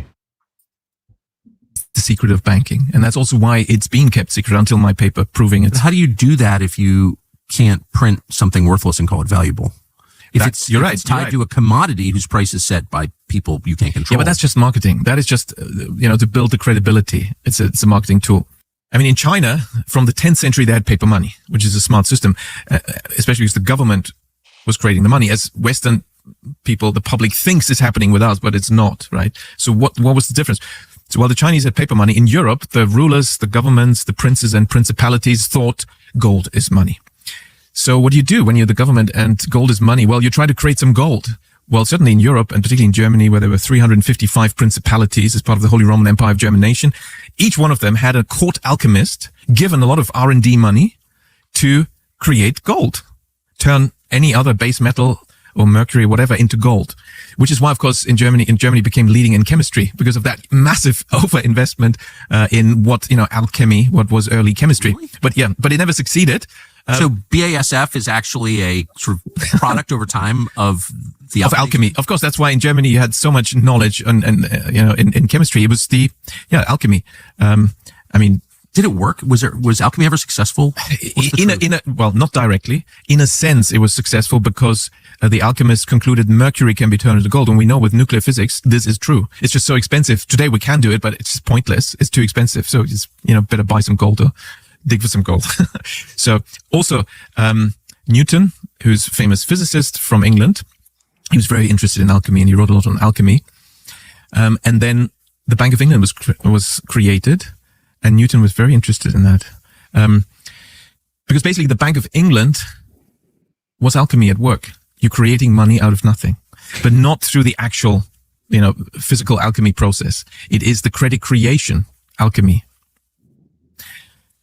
Because banks create money out of nothing, but it's a trick. So what happened is this. When gold is money and people think we need gold for transactions, one thing was the government's investing in, creating gold, but, that was of limited success. Now, the reality is, though, that people don't want for their transaction to carry gold around. The receipts of deposited gold, of deposited money, became the first paper money in Europe. Gold certificates. Yes, exactly. That's how it works. Because people also realize, well, the goldsmiths have the money, they have the gold. And if you get into trouble or you lose your job, you need money. Where do you go? Well, the goldsmiths have money. So people came there begging for money and asking for loans. Here's where the secrecy comes in. Until around 350 years ago, in almost all European countries, it was illegal to lend at interest. Of course. That's Christianity. Christian rules. The Bible was against interest, and interest was everywhere forbidden. So the goldsmiths would say, oh, well, maybe I can lend you some money, but we have to keep this very secret. Because, of course I'm going to charge you interest. Yeah, I'll pay interest. Yeah, we'll keep it secret. And this is what happened. Now, so the goldsmiths realized we can lend out this gold that everyone is depositing with us. Some of it, particularly the one that's like bullion in a standardized size and whatever, we can lend out. Nobody will realize. And we keep it secret. Everyone's sworn to secrecy because, we're doing something illegal here with the interest. We're charging interest. That's, by the way, how the bond market was created, because it's pretending not to charge interest. Discount bonds, where you have no coupon. You come and you want to borrow money. Okay, I'll give you 90 and you pay back 100. Which is the bond calculation of that is the interest, really. But anyway, so all these tricks came about because of the prohibition of interest. But the goldsmiths then realized next, well, hang on, maybe we don't even need to lend the gold. And of course, like every guild, any trade association, they were meeting regularly, they were talking shop. And, how do we deal with this issue? Of course, we don't want to lend out too much gold. We might get into trouble. Also, we need to collaborate. If some goldsmith suddenly needs more gold, we have to help each other. Otherwise, everything will come up and we'll all get arrested for lending at interest. So they were sworn to secrecy. And one goldsmith, probably the first one to have this idea, said, well, hang on, guys, I've got an idea. We don't need to lend out gold. I'll show you. So there's always this guy coming every Monday morning, Okay, so let's wait. He's coming probably in 20 minutes. They always want to borrow money. I've turned him down. I'll lend him money to show you. So he comes around. Oh, please. Oh, dear Goldsmith, I need to borrow this money. All right, today I've decided I'll lend it to you. Here's the standard contract, all the small print, the interest. Your daughters will be sold in slavery if you can't repay. It's a standard practice and all that. Small print. Don't worry about it. Yeah, I know. Okay, it's fine. Just one more thing. Before I give you the gold. Okay, we said 300 grams of gold. Here it is. I will, you sign there. I sign and I lend it to you. But I want you to deposit the gold immediately with me. Well, I need the gold. I need the money. Yeah, but you get the deposit receipt and, oh, yes, of course. Yeah, that's all I need. I need the receipt. Get it? So what happened was the goldsmith, loan contract signed, and the goldsmith buying that loan contract, that's an asset on the balance sheet, hands out the 300 grams of gold. Now you see it. Now you don't. You've deposited it. Here's your deposit receipt. It's all very transparent. And with double entry accounting, which was created for banking to hide the truth of banking, it looks all very transparent because you can't see the money creation at first sight in double entry accounting. So why is it's all correct? The borrower deposited the money. Didn't you see it? Just deposited it. But it is still fraudulent. It's fraud. And you can prove this because did this person, the borrower, when they walked to the goldsmith, did they have gold with them? No. But they're leaving the goldsmith with a document that confirms they've deposited gold. Well, how did that happen? And also, secondly, if you measure the amount of gold at the goldsmith, did that increase? No. So that's fraud. Now that's also modern banking. That's how it came about historically. That's an amazing And that story. was your question there. How did this come about? This is how it came about. So how did central banking come about? Okay, you can stop right there. Yeah, let's. Oh my God! let's hit one of those This is yes. Yeah. Deeper and Everyone deeper. take a breath. I know everyone's going to get Breathe. rolled up now. Breathe. Yeah. Breathe through this because this is where you're going to need to really breathe through. Yeah. Okay. Yeah. You break it down, Okay. D, and then. Okay, let's go to let's see, what is the slide number? 7.7. I need to take a breath. Take a breath. It's okay. See, I've known this. So this is in Harvey wrote about this in the book, Okay, so from goldsmiths to Federal Reserve. And just to basically summarize, this is before banks existed, goldsmiths stored gold coins and issued paper receipts. Over time, they noticed that most depositors didn't withdraw their coins simultaneously. So they began lending paper claims in excess of the gold they actually held. Now, I will say this, we have reserve banking now, what's called fractional reserve banking. So there are rules and laws that set that ratio, right? It's not as slipshod as it was back there with the goldsmith. So don't go off the deep end. But they charged interest, and this practice was the beginning. It was the seed of what we now know as fractional reserve banking. Crucially, it was illegal under English usury laws for much of the 16th and 17th century. And I did just a little history lesson there, on usury and interest. I don't know if that's where your stuff ties in, FC, or not, but the Bible, Exodus, with the Bible, I know it does say that. Yeah. It's usury. Yes. So the Catholic Church banned usury outright until the 16th century, formalized it in papal decrees such as I can't say that. Vix Pervenit. Okay, there you go. 1745 statute of usury in 1545. Henry VIII legalized interest up to 10%. 1624 reaffirmed limits. 1660 lowered to 6%, and 1854 removed caps entirely, making full liberalization. During earlier centuries, however, goldsmiths charged interest on unbacked receipts, were violating both statute and religious teachings. Now, go to the next one, and I think I've got a timeline for us.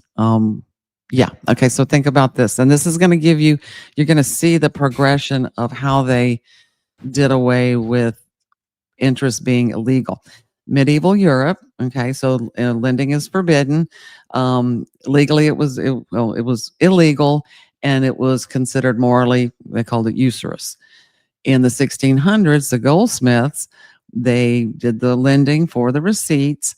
It was a kind of a gray area, but morally still considered illegal.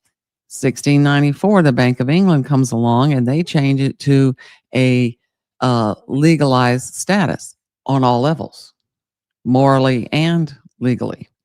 And then the 1913 Federal Reserve, not only was it legal, it was institutionalized. Okay. So, and then I put a little note at the bottom, 1996 proposed, if Harvey bill had been successful, it would have reformed that and changed everything. So, Well, I got something which I can't call it a coincidence, Dee, to be quite honest. Okay, so let's go to the medieval Europe. Okay, we know it's in the scripture that it's considered to be usury, right? right. Now, who changed it was what was done by papal decree. Mm-hmm. Then where did King Henry do? Hang on, What let me did go King back. Henry do? I'm going to go back to my little thing here. So I got it here. Oh, okay, there you go. Yeah, King Henry legalized it up to 10%. Right. Okay, stop right there. Okay. Didn't King Henry find the Church of England? Yes. Yes, he did. Yes, he did. That's the thing. I mean, they said that he, because of the divorce business about, it was to do with that too. And the original That's all Bank of making perfect England, sense now. Remember, it was founded in the original papers of that was they were going to war, and they needed, in the founding papers of the Bank of England, it clearly says this institution is designed for war. It wasn't until later that it changed, that other things were added on towards 1940. Okay, you got there the statute of usury was enacted on 1545. Guess when he created the Church of England? 1534. Oh, 1534. Okay.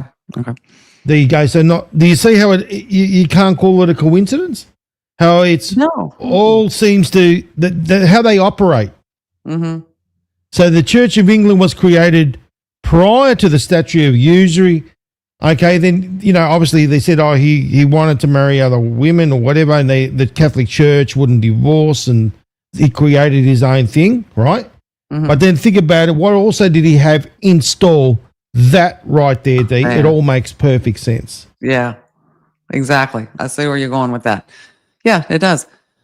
Now, another thing that President Trump said, which is very interesting. Remember, he does things. So he's putting on the spotlight. He's putting on the magnifying glass the Federal Reserve, right? Mm-hmm. And the corruption, how it's been operating, all that sort of thing. Didn't he just recently call out the word Shylock? He did, didn't he? I don't know. I didn't. Oh, no, I've got this article.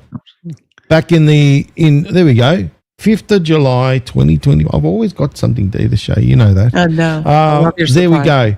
US President Donald Trump has drawn criticism from the Jewish groups because, after all, they're the ones that created this whole little system. Mm-hmm. Rothschilds, right, which we'll go through. The Goldschmidt, all right, which is another bit that I'm going to show you. Okay. Shylocks. Now, what is a Shylock? A ruthless Jewish moneylender. That's what it is. He actually used that term. And I think he's drawing attention to what the goldsmiths, or Schmitz, should I say, were doing. Yeah, I see. Yeah, absolutely. Well, he does that. He'll say things to that are completely out of the norm or float ideas that don't make any sense to open that discussion. That's right. Wendy, she's got a pound of flesh. Talking about it. Yeah. So the Shylock, the pound of flesh, that's what it's tied up with that. Now, the word goldsmith, I'm into the etymology words. That's where it came from, love. The Goldschmidt family. They were German Jewish descent, Ashkenazi Jews. There we go, Ashkenazi. Look at that. The family was interwoven with who? Rothschild. Exactly. There we go. at the Jekyll Island meeting in 1910, where they began to formulate the Look at this. plan It for the all Federal makes Reserve. sense, doesn't it? Mhm.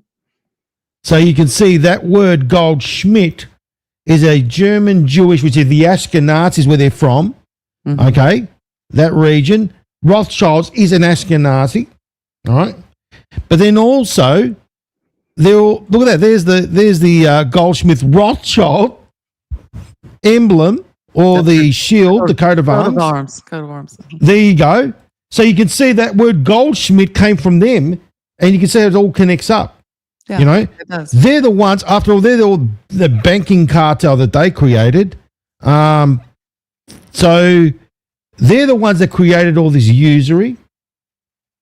These entities over here, and obviously by collaborating with others, they're able to. That's what they were doing, weren't they? They were collaborating with others, so that particular receipt or whatever it is that they called money is what it was. Remember And that it whole was a gold certificate or a yes. receipt for a deposit that you had. Exactly. So you can see how it all ties up. Mhm. And then the City of London, that's the capital of finance of the world right there. And the royal family are not allowed to have access. Say the king can't go in there. Right. Do you see it all ties in? It does. And it's, like I said, it was that spider web, you get close to it, all you see is a couple little strings, but when you start to back up, you can see everything connect. And look at this. I've got a thing here for you. Oh, there you go. The Bankers Association of Buffalo. $5,000 gold coin. There you go. Is that a gold certificate? That would be gold. It's gold coin. So in other words, that's a receipt. Let's be honest. Yeah. That's supposed to February equate to whatever's they got something. in Yeah. gold, correct? Mm-hmm. Now, what would happen if they all say, well, bugger it, we stuff the certificates off and we get our gold back, and they didn't have enough gold? Think about that. Well, that's what causes banks to collapse, right? So when you have a run on a bank, what that means is everybody goes there wanting their money, right? And when it was backed by gold, they would have to produce that, right? And if they couldn't, then they would fail.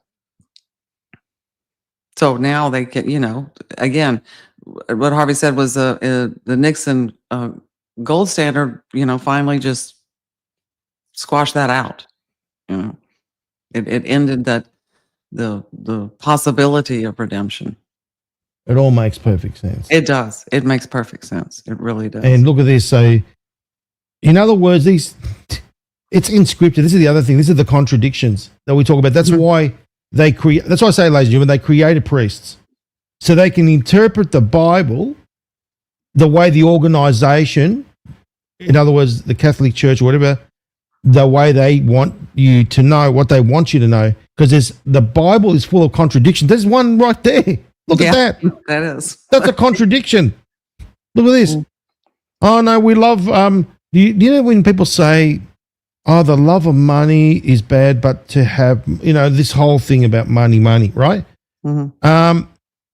Look at this.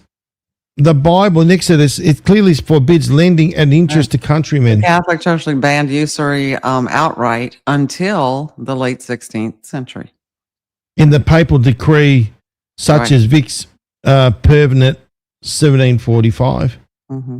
So this is what I'm saying. And then you see, it's all connected. Look, it's all connected. It's It all sickening. connected. The whole thing's Yeah. sickening. To I'm be sure we quite can honest. find some books out there that would, give Yeah. us all the history. But yeah, it is definitely all connected. So getting back to this part here. Okay, yeah, we did that. You want to go back to the interview? To the video. Yeah, let's go back there, and then we should be getting close to the end of it. Oh, look, there's a lot of people starting. Now, guys, put a question up, Mm-hmm. right? Put a Q, and then put your question right next to it. Then we can answer it. So that'll be the first preference. Okay, because what we want to do is get straight into it. Hit it. Okay? So the sooner you get your questions up there with the Q in the front, the sooner your question will be answered. Okay? Here we go, D. Okay. in terms of the difference between a bank and a central bank? It's the bank of the other banks. And that's how they came about. It's the bigger banks and the bigger bank owners getting together. Well, really, we should have for stability. And if there's a crisis, we should have our own sort of maybe government sanctioned or somehow being given the halo of the government. We should have this bank of banks, because then we have no more problem. Bob's your uncle. If you get into trouble, well, that bank with government authority can then also create money, but it's different. It has the government authority.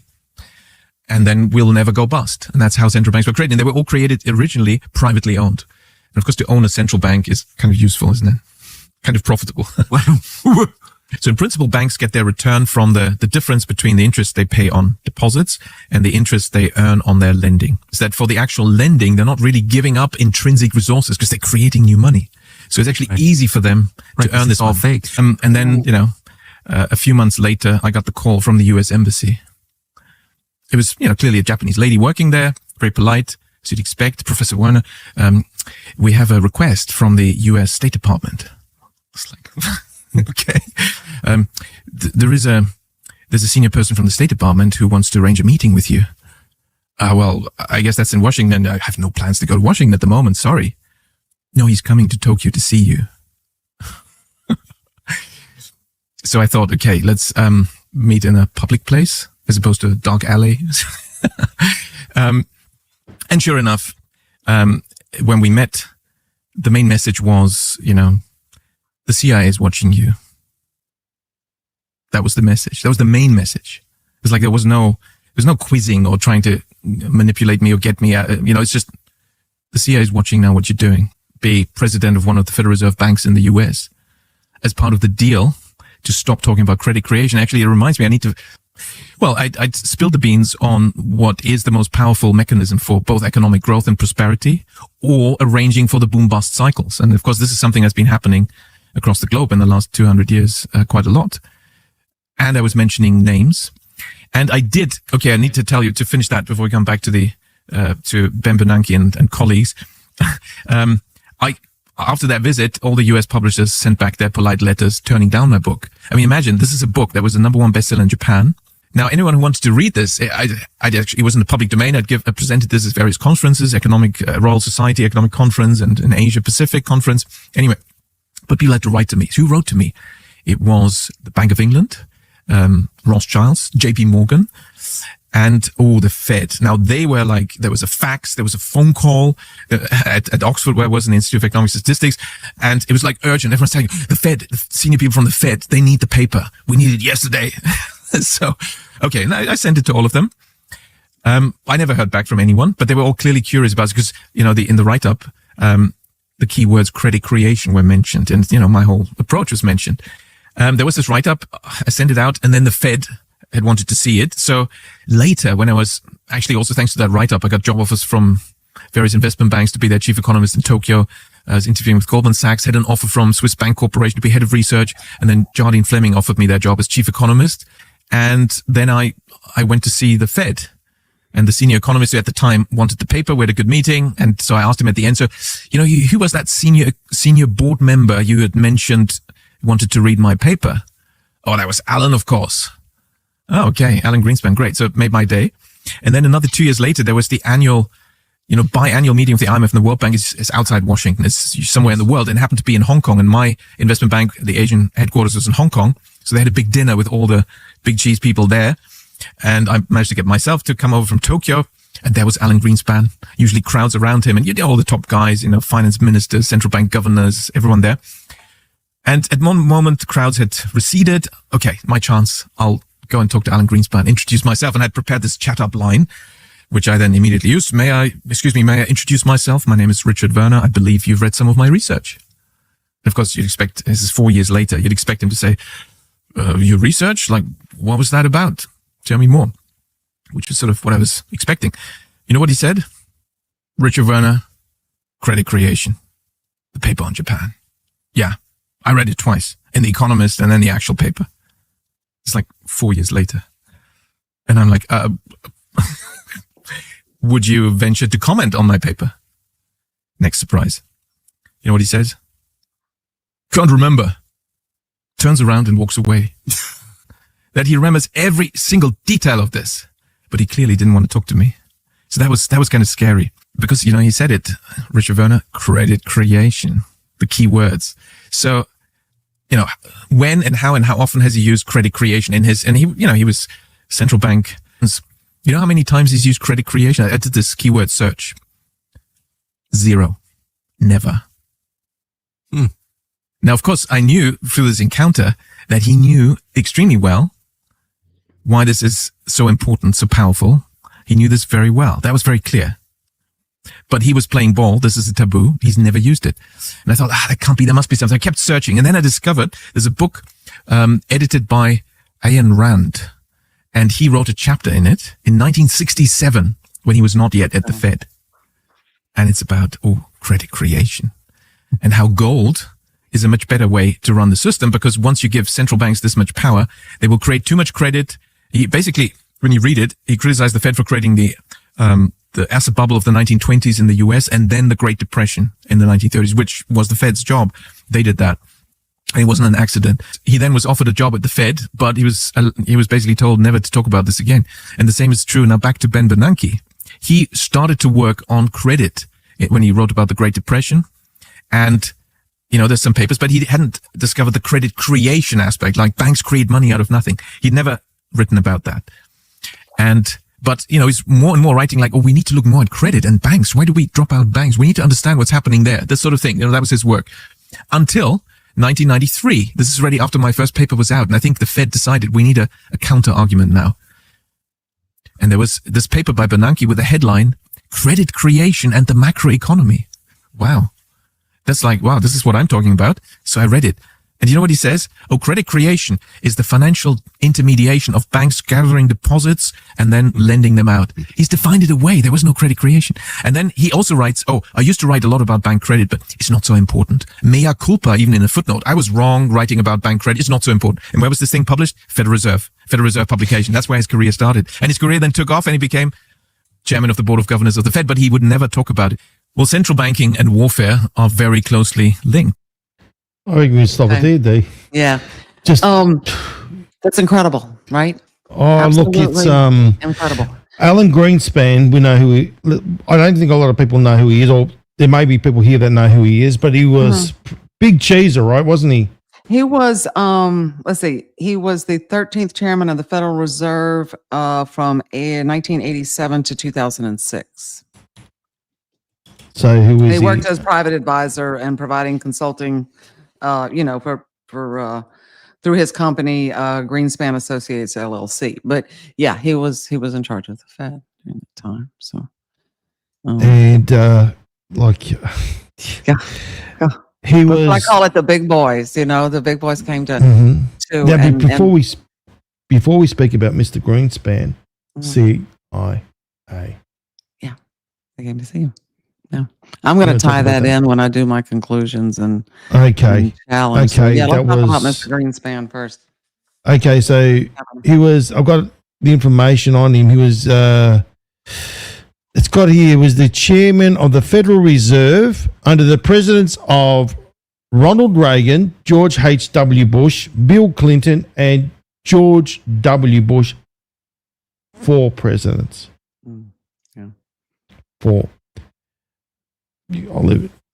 Yeah, there you go. Then we know who he was. But yes. Okay, so bring up slide 1313. What's on here? And obviously, to last that long, is a bureaucrat. Okay. Yeah. You He become isn't part voted of the in by furniture. anybody. Yeah. Yeah. You become part of the furniture there. So, and that's to go through all of those different presidents with different political views, certainly on the economy. Yeah. Okay. So what I want to say, Mr. Werner was right, and Harvey solved it 30 years ago. Okay. So I want people to think about this. Imagine during the early 1990s when Richard Werner was gathering his facts and forming his conclusions. I believe he was writing his book in Japan. I actually have a copy of the paper he kept referring to, which came out September 2014, I believe. but the point is, Harvey had already arrived at all of those conclusions with the history to back it up, and was walking the halls of Congress with his bill, the National Economic Stabilization and Recovery Act, because it was a solution and it was one that would solve the problems. Both Mr. Werner and Harvey agree that nations lose their independence when their financial systems depend on foreign creditors and global banking systems. They further agree that the practice of creating money from debt is mathematically unstable and monetary sovereignty cannot exist where money creation is delegated to private institutions. They both see that this is not only the road to disaster, but it is immoral. The National Economic Stabilization and Recovery Act is a solution that would certainly cause less turmoil than collapsing all or part of the financial systems. And Harvey said this. He said, I think it's one of the last lines of the book. He said, we can reform the system voluntarily, or the system will reform itself through collapse. And that's the bottom line. That's the bottom. What I can tell you, what I'm seeing right now, D, I'd say the latter. Could be. Well, I could see it. I mean, look, President Trump's been exposing the Fed, how it's been operating, putting it under magnifying glass, showing how, for example, we got interest rates in Switzerland that are 0.25%. And you look at the interest rates in the States. Massive difference. Massive difference. Yes. So would you say, number one, the Fed, it also works, it's politically motivated. It is. Sure. It can, if like, for example, you think about what they can do. They raise the interest rates. Who gets the blame? The president. Right? Yeah. He's the one that gets the blame. It's under his watch, isn't it? Right. So you could see how easily they can manipulate things in the sense of, well, you bring on the financial pain, guess who cops the sharp end of the stick? Right. The president and the current president and their administration. So what you're saying is it's weaponized. It is weaponized, and it has been used as a weapon. Oh, yeah. Just like the stock market, just like every other financial mechanism. The internal revenue service, all that kind of stuff. Yeah. So it's it's a scary thing, I'm done with that slide. Very interesting. I would talk plainly, for a minute. Mr. Werner. Oops. There we go. Okay. I can't see you anymore. This is your turn now. Oh, you want me to speak? Okay. Well, Mr. Werner knew. Obviously, other people in the banking industry know. Harvey knew way before his time. Actually, I looked on the internet and I could find there are people talking about it. The difference with Harvey and his work is that he had a solution. And think about it. I believe every word of Mr. Werner's story and the difficulty that he faced with, I call them the big boys. Harvey was discredited. Okay. His work was made out to be some kind of back smoke-filled room deal or signed at gunpoint, with clowns and sullying the name of Jesus Christ and aliens and all of this kind of crazy stuff. Think about it. Who put that in the pond? When Miss Sinead Goodwin came out of nowhere and had, a little bit of backing behind her and was able to take off with this grift while the real one was left standing. You see, who poisoned the well? If people, the people who are pushing the truth are censored and shunned or silenced or whatever, but then the others are let go. It just doesn't make any sense, right? And I hope you can see that. I hope you can see the point that I'm trying to make. I want I want y'all to think about something. Okay. I want you to think about this. Stop for a minute and picture your family. Picture your family and your children. Maybe it's your children, your parents. Maybe it's your pets. Maybe you're someone that is responsible for livestock. People who you are responsible for. Okay. Imagine that you go to bed tonight and you wake up tomorrow morning and the system has crashed. That's it. Okay. So you're going to be okay for a little while. Okay. Some people longer than others. They turn the system back on, right? Then what? Okay. What you got? Let me see. They turn it back on. See this? Federal Reserve note. That's useless. Might as well paper your house with it. Okay. Because the Fed would be gone. It would be totally gone. Do you believe that the bankers are going to give you back your ones and zeros? They might. They might. Don't know. I can't say. They let people starve during the Depression. You know what does that say? What just gets, I think it just gets under my skin more than anything else, is that people don't want to talk about real reform. That's something that could save their backsides, but they're perfectly happy standing around at a cocktail party talking about reptilians in the White House. Who has gone off track here? You know, who is not watching the ball? And it just, the way I see it, we have three ways out of this thing. Okay. Number one, the system crashes and we all just, every man for himself. Number two, we hope and pray that President Trump has a plan.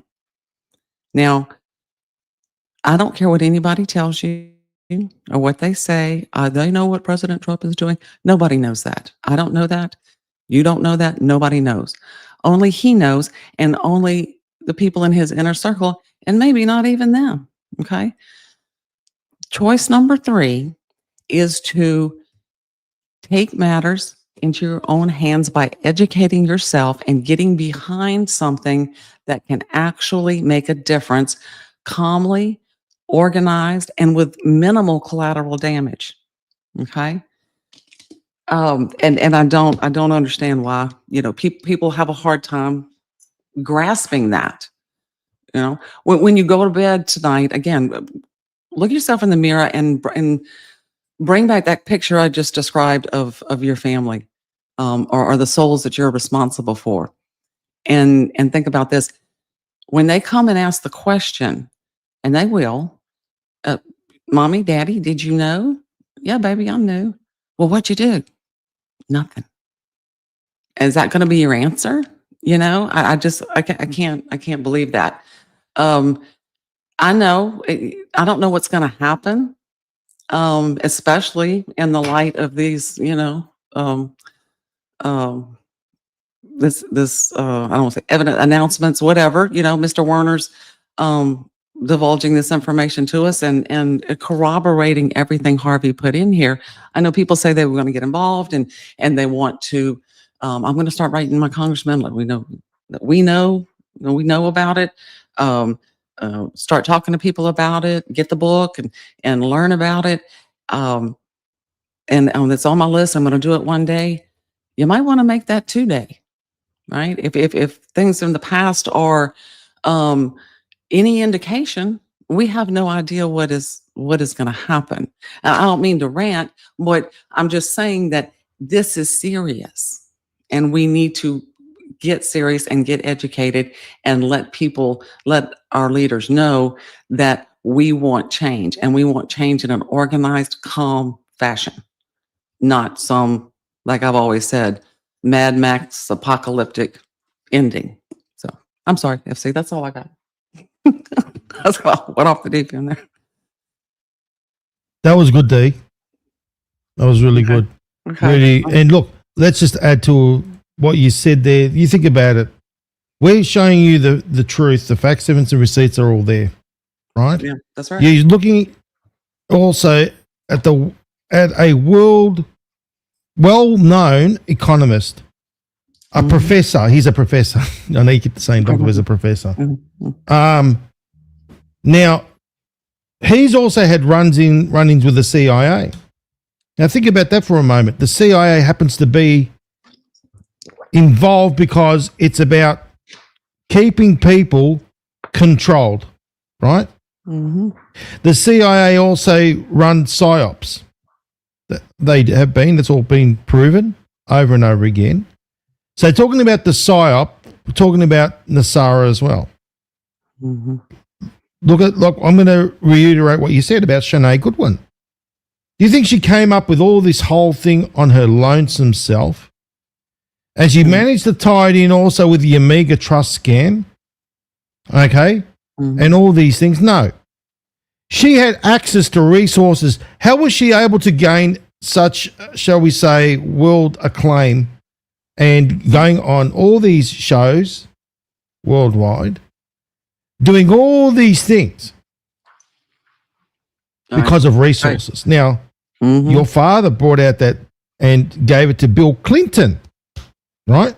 You received that letter, remember? He did. He received a letter after Clinton was out of office, and thanking him for submitting it, but he couldn't support it at that time. And like I said, when Sinead Goodwin came out, that hit Harvey pretty hard. He couldn't understand why somebody would take something that was so good and sound and at least worth discussing on an open forum, and just destroy it, Well, the way I see it is this. They felt threatened. I can tell you right now, they were threatened. Just like they threatened Mr. Warner, Professor Warner. Mm-hmm. What they decided to do was play it down like that. So if they gave it attention, it would have gotten more attention, if you know what I mean. Right. On the public and to discredit, stage. we've said that before. It was to discredit Nesara, because I can tell you in the last few years that I have been attempting to do this until I was lucky enough to get this avenue, this venue to be able to tell the truth. You would mention Nesara and people either never heard of it or would laugh at you or say, oh, you're okay, you're one of those. Okay, thank you anyway. But no, after 20 years, it became a running joke. Okay, I'm sorry to put it that way, but that's what it's perceived as when you go into a legitimate world of The Economist and people like that who do this for a living, and you say Nesara, they just dismiss you immediately. Yeah, because that's. I'm going to give you my analysis, D, I think, and if you want to have a listen to it, go ahead. You ready? Yeah. So you think about what they do. The CIA operate in psychological warfare. They do. That's fact. Done plenty of research on it. They play things in different ways. In other words, Mr. Warner or Professor Warner is a well-known economist. So the only way they can get to him is to threaten him, right? To try and push him in. This is the dark world we're dealing with of the economy, because it's to do with banking. And realistically speaking, Nesara at the heart of it is changing all this for the betterment of mankind, for humanity. Now, they would have psychologically profiled Dr. Harvey F. Barnard. They would have known what kind of man he is and what intentions, and he would be somebody that obviously doesn't take threats well. He would have just went full on. Your father would have went full on. So you think about it, what do you do? You can't threaten a man that's got a moral stand, like, the way his morals are, right? Like they try to do with me. I've spoken to you that in the pre-show. Right, yes. So they psychologically profile you. It's all been done by design. They realize that Harvey wouldn't be bored out. Psychologically, they do profiles. That's how they operate. They've got psychologists, ladies and gentlemen, on their team. That's how they operate. Do your research. Everything that I'm saying is factual.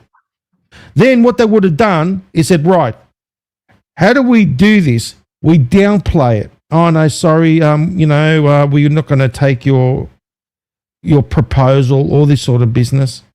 Downplay it. Then they create an asset. Now, let me tell you, such as like Alex Jones, Mr. Alex Jones is mentioned in the Q drops as being a Mossad asset, for example. What did they do? This is exactly what they do. They put somebody like that. This is how the Mossad work, right? Mm-hmm. And I've been proving it over and over and over again using facsimile and receipts. What they do is they put a plant in there and they attack it. So, for example, they create, shall we say, the illusion of the good and the bad and Right. Mm-hmm. the conspiracy theorist. So they created this entity. This entity, known as Alex Jones, happened to be across the river from, shall we say, the world's leaders that were doing this whole business. You've seen that one, right? That whole video. Yeah, we've talked about that many times. At Bohemian Grove, right?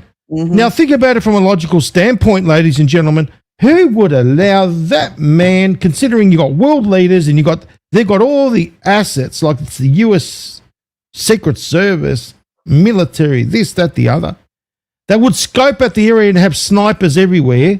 There's no way that man would be allowed to be in that position over there, right? Who allowed him? They were allowed to put him there. They knew about him there, okay? And then he created this whole thing. See, I'm exposing the world. And then they call him the conspiracy theorist, right? Yeah. So attacking him, that's what makes sense in the Q drops. Attacking him gives him further credibility, right? Right. Yeah.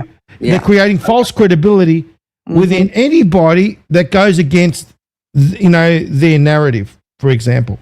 Yeah. That's exactly what they did to Harvey. They created Shanae Goodwin. Mm-hmm. In she comes, and she had access to resources. That's how they work, okay? They planted her, okay?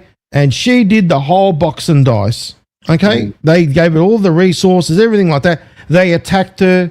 They made her look like a crazy conspiracy theorist, but realistically speaking, that's exactly how they work. And then it continues on to this very day from how long, D? How long? Yeah. And this is what I'm saying. What you're witnessing right now, ladies and gentlemen, are these entities that are continuing on. There's some that are organic because they're stupid and ignorant, and they're following the big players up the top, right? Because they're the ones that I'm saying that they're the ones that are involved in this big time, okay? And kick the can up the road. They're continuing on with what they're doing, okay, is discrediting Harvey's work to this very day. Then what they did, which was genius, actually sick, they changed the acronym. Now think about what that does. It twists everything around. So in other words, Harvey created that acronym, but then they can change the acronym and then make anything their own. You know what I mean? Because it's they changed the name of the bill, but could produce no bill to back it up, right? And so that's their whole story. And so, like I said, it makes you wonder, and it connect the dots, right? well, look at it. It's a shame, but that's where we are. But it people need to understand why. Okay, and by reading this and knowing the history, we've touched on a tiny little bit here, and Mr. Warner touched on a small bit. There's so much more to understand how we started and how we got to where we are. And while if we don't change the system from the ground up, from the entire system as it works, it's just going to continue to be boom, bust, bailout, right? That's right. And we talk about the fiat systems and that kind of thing. They can't last forever. There is a shelf life there, and I know a lot of people believe, okay, it's going to crash, everything is going to be fine. I hate to be a person of negative or doom and gloom. I'm very hopeful, and I hope that we can at least have a discussion, an open discussion about the merits of the bill, the proposed bill. And that's what we need to do as a country, as a global community. And I hope it is my fondest hope that that is where President Trump is headed. Well, look at the is words to be there. able to, yeah. That's in the Q drops, by the way. It You is, realize yeah, that? and you got to think, Daddy put this out. Harvey put this out in 2005, but he had already had the concepts and everything prior to then. His first book was in 1996. And on the So- book of 1996, was that the title? I don't have a copy of that one. You know, Oh, you I don't? I don't. I do not have that. Neither Gene nor I have a copy of the 96. So I think it was the same though. You know, what he did in this one, he On the added floppy things disk, to it. what does He it say? Inside the floppy disk I'm talking Oh, about. I don't know. I thought he might have written it on here. But We should get it- have we got a it says floppy it disk says drive that you can check 95. it Oh out? yeah, we have one. We have one. Oh, I'll awesome. look in there. But it's I'm sure it was the same with this edition, the 2005 edition. He added some of his reference material. He also added a copy of the Constitution, and he John Tiffany's chapter. Because if you Right. remember, the con didn't start until around 2000, and this was published in 2005. So that was a new insert in this book. But still, it's 20 years old. Well, you think about it, it all makes logical sense what we discussed, didn't it? You just cannot. It does. It seems to make sense. And again, like I said, I like to stay on the hopeful side of things and hopefully open a discussion. How do we do that? We have to let our representatives know. And I know, like I said, we talk about it all the time. We got to get the bad actors out before you can have an honest discussion. But you got to start somewhere, And if people just keep waiting for someone to come save them, they're going to drown. Well, I like don't know you how else see, to put it. They're going to drown. You see the messages we get. Mhm. These people have they're sad. invested It's sad. money based on their promises about Nesara, right? Now, look, remember, they made a global grift, didn't they, by adding the G in front of it and dropping the N. Okay? And it continues on to this very day. It does. Now, they're making movies about it. They've been making, and they're continuing to do this thing. They continue to do this, even though they know this exists, what we've been bringing out the truth and all that. Mhm. They still continue on. So what does that say? It does. What they're doing is continuing on. They're going to milk it to the very end. Now, it's up to each and every one of us, as I said, Right. Dee, we all got to make the difference. We all have to make the difference. And here's the difference. If you just go on YouTube and search, go on some of your other social media platforms that are, video producing, and type in credit creation or how banks lend money and stuff like that. There are other people talking about that issue that Mr. Werner brought up, that Harvey outlines. That is the basis of his plan. It is the pivotal reason that he wrote this bill. The difference is they're talking about it. I don't know of anyone else, and I invite the audience, if you know of anyone else that has come up with a proposal or a bill like Harvey's or anything like that would correct the situation, please send it to me. But as of this date, I don't know anybody that has a solution or even something to talk about. And there's the difference. Okay. We've identified the problem. People know about it. What are we going to do about it?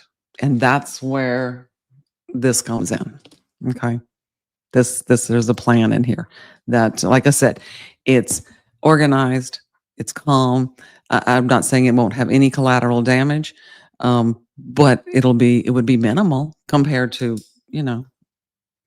here's your gun and your plow. Good luck to you. Yeah, exactly. That's the plan. We're not doing the rules. Now, I just want to go to Q drop 138. As you Okay. can see, it's listed all the different banks, right? Central banks, all that. Uh-huh. Now, let's go to the bottom. Okay. Let's go right to the bottom. Look at this: Reserve Banks, all these United Kingdom, Bank of England. It's all listed, right? Mhm. Now, why is Q listed it on 2 pages? Now, look at this. Read the bottom part. U.S. Federal Reserve is privately owned companies sitting The Fed and the IRS. and the Fed and the IRS. Fact, U.S. Federal Reserve is privately owned company sitting on its very own patch of land, immune to U.S. laws. Correct. That's why we got the gold fringe flag. Okay. And then Yeah, that's right. Then we got the other Q drop, which is interesting, which is 4962, which is exactly what we've been speaking about. Do you want to read that? Okay, 4962 put out on November 11th, 2022. Oh, who are the silent thieves? Why are they manipulating you? How are they stealing your wealth? Bubble, crash, steal, lie, repeat. Welcome. Well, what is inflation? Monetary manipulation, taxation without representation. Put an end to the endless 1913. There you go. And that's all factual. Yes, don't tell me that that is everything that Harvey talked about. I mean, you couldn't summarize it. There you go. And who was the president at the time? So let's read this one. Okay. Federal Reserve System, the central bank of the United States was created in December 23rd, 19. Listen, to lovely, just before Christmas. Here's your lovely present, the Federal Reserve Act. With the passage of the Federal Reserve Act, the act was signed in by President Woodrow Wilson, established as a system designed to provide the nation with a safer, more flexible behind and more stable monetary financial system. Yeah, there is a passage and where President Woodrow Wilson admitted, I don't know if it was his private notes or whatever, but I've seen it, that he Is said, this like his deathbed confessions? I don't know, but he said, I have just, He was sold out. set this country, on a path to destruction. And he knew it. He knew it. And there was his name Woodrow Wilson? Woodrow Wilson. Wilson. President Woodrow Wilson. Let's have a look I had at it Mr. in my Woodrow. outline. 28th. I just didn't put it on a slide. So 28th president, that served from 1913. So it was all like ready to go. You know what I mean? Lined up. Now, Woodrow, obviously, let's see, has he got any ties to what I'm thinking he's got ties to? Let's have a look, shall we? Okay, so no, apparently he wasn't a Freemason. That's what I've got here. But obviously he was in the club. He knew what he was doing. Yeah. Because the president, number one, did he have the powers to stop that from happening? That's my question. When was he elected?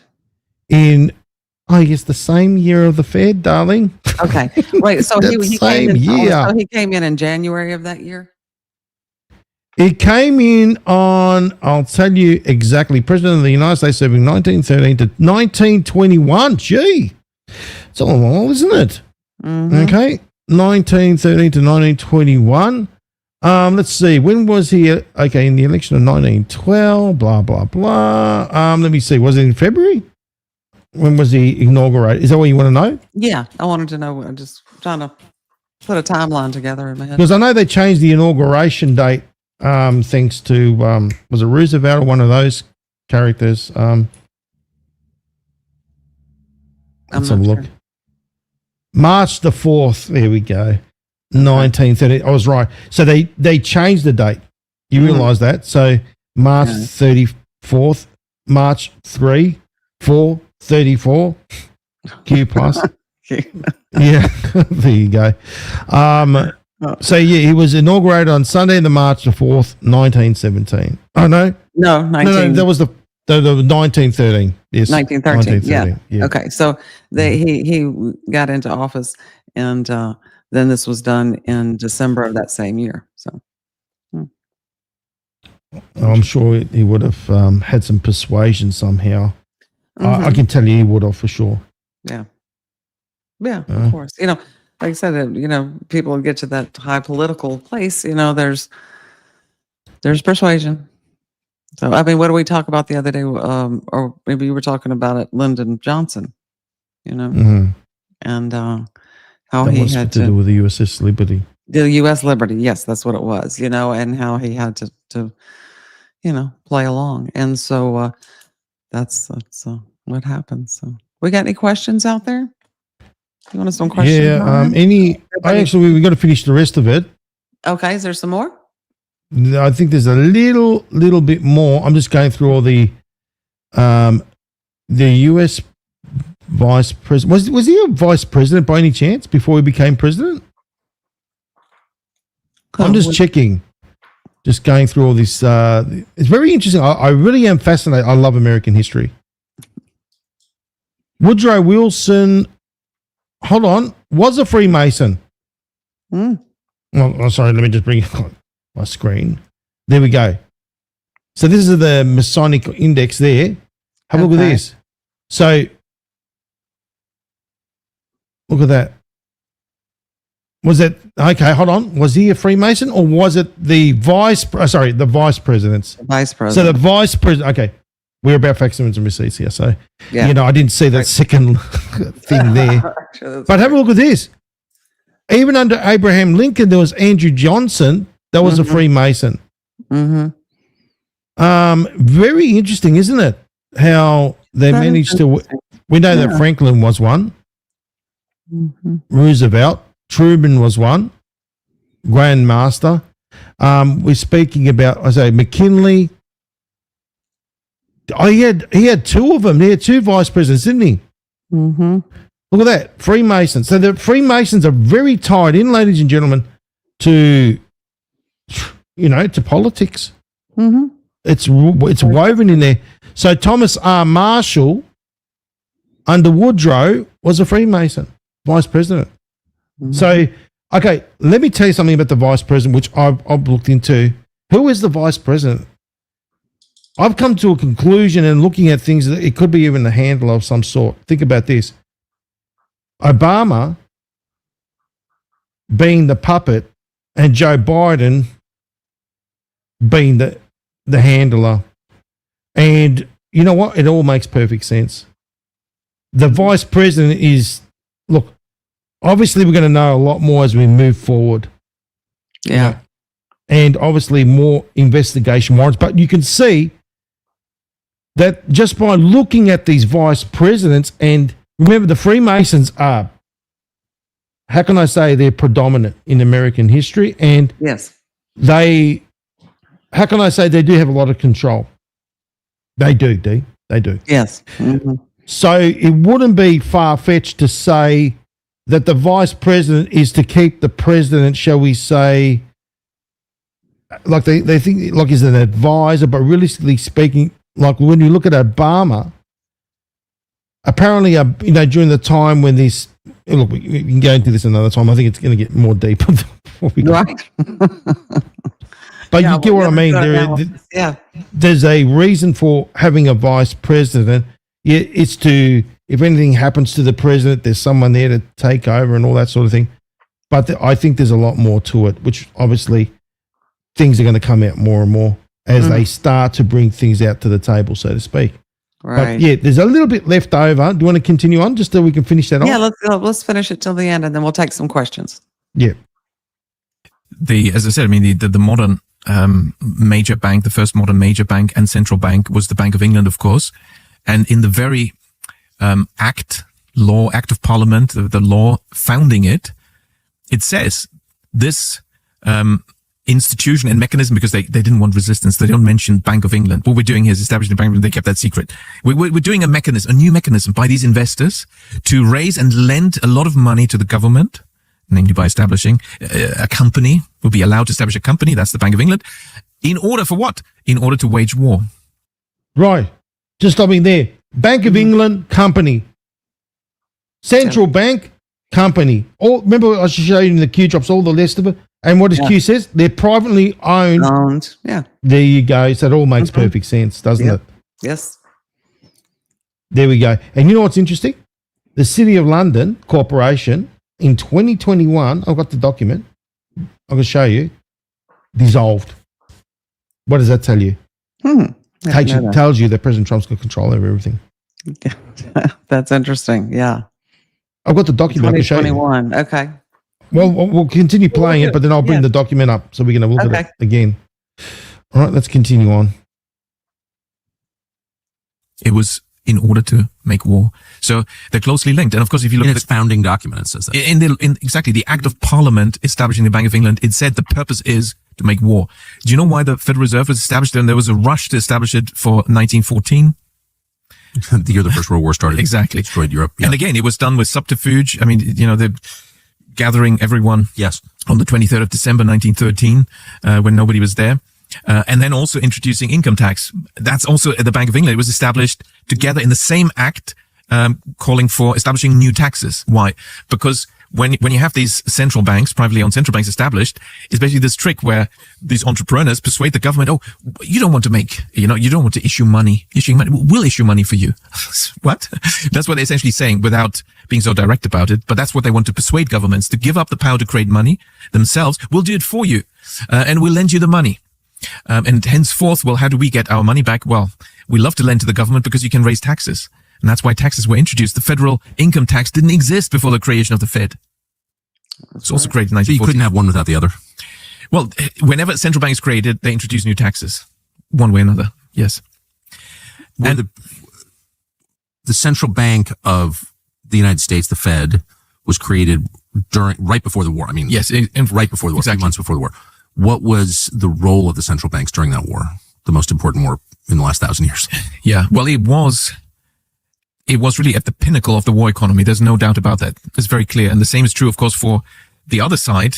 And now from 1917, the US and Germany were at war, which is very sad. A lot of Americans are of German descent, and Germans didn't really want to be at war with Germany, but that's what happened. So we've got these two countries at war, sad, the soldiers dying in the trenches, and their economies organized as war economies. At the pinnacle of the war economies are the central banks. So who were the key players in the German central bank, the Reichsbank, which was 100% privately owned? Was somebody called Max Warburg, or Max Warburg, you might say in English. And who was at the pinnacle, in fact, was a founder of the Federal Reserve, and who was the key person there? It was somebody called Paul Warburg, his brother. But of course, the soldiers have to kill each other, and these two countries are at war. Wait. The head of the German central bank and the head of the American central bank were run by brothers during a war between the U.S. and Germany? Yes. Now, I have to qualify it. They weren't the formal governors, but they were the key people. Did anyone notice this? Well, some people did. I mean, probably encouraged not to notice that. With Paul Warburg, it was obvious because until 1911, he was a German citizen. He'd only just come over for that purpose to set up the Fed. And he was speaking, half German basically when he spoke English. So, it wasn't, if you were looking for some details, you'd quickly find this. How did the brothers do during the war? Were they destroyed? Were their fortunes taken away? Oh, no. Of course, Max Warburg stayed in power at the Reichsbank. He was the one who signed off on Hitler's proposed head of the central bank, even in the 1930s. It was also Max Warburg still. They were those, I can't believe brothers were at. Absolutely. Yeah. Those banks. Yes. And of course, I don't want to just, pinpoint the Warburg family, but, there's other families, and there's many families. There's JP Morgan, and they're of various backgrounds and ethnic backgrounds and whatever. But the principle is we do have, that it's an inside game. Well, yeah, bankers, particularly those that are close to central banks and maybe are private owners of these central banks. And the Reichsbank was 100% privately owned. And, Taiwan and Korea were intrinsic parts of Japan until 1945 for half a century. Philippines, Vietnam. Of course, these were added, during the Second World War, but, Korea and Taiwan were already for 50 years were part of Japan. 1905. We could have prosperity and abundance. This is what people need to realize. Everywhere in the world, we can have peace and abundance, but we must address the financial system, the banking system.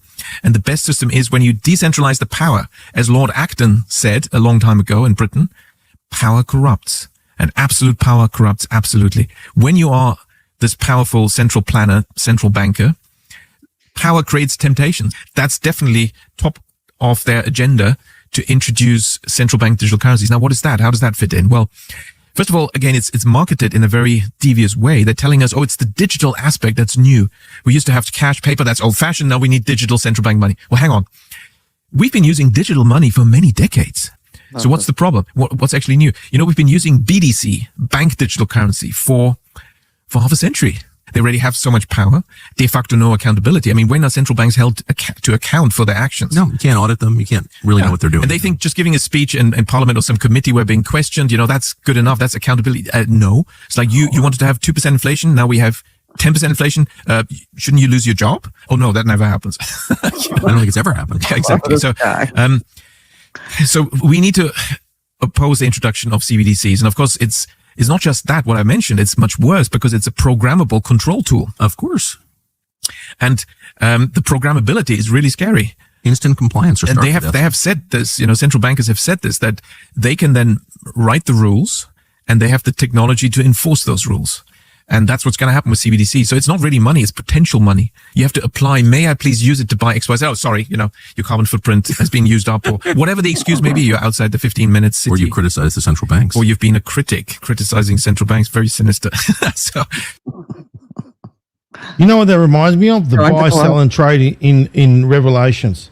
Okay, Revelation says that buy, sell, and trade. So they got control over that digital currency. So that's what President Trump wants to get rid of, CBDC control, the digital currency. Now, a lot of great stuff there, D. There's a lot of great stuff. Where do you start? I'm glad he led into, because, I've been talking about the digital currency since you and I met.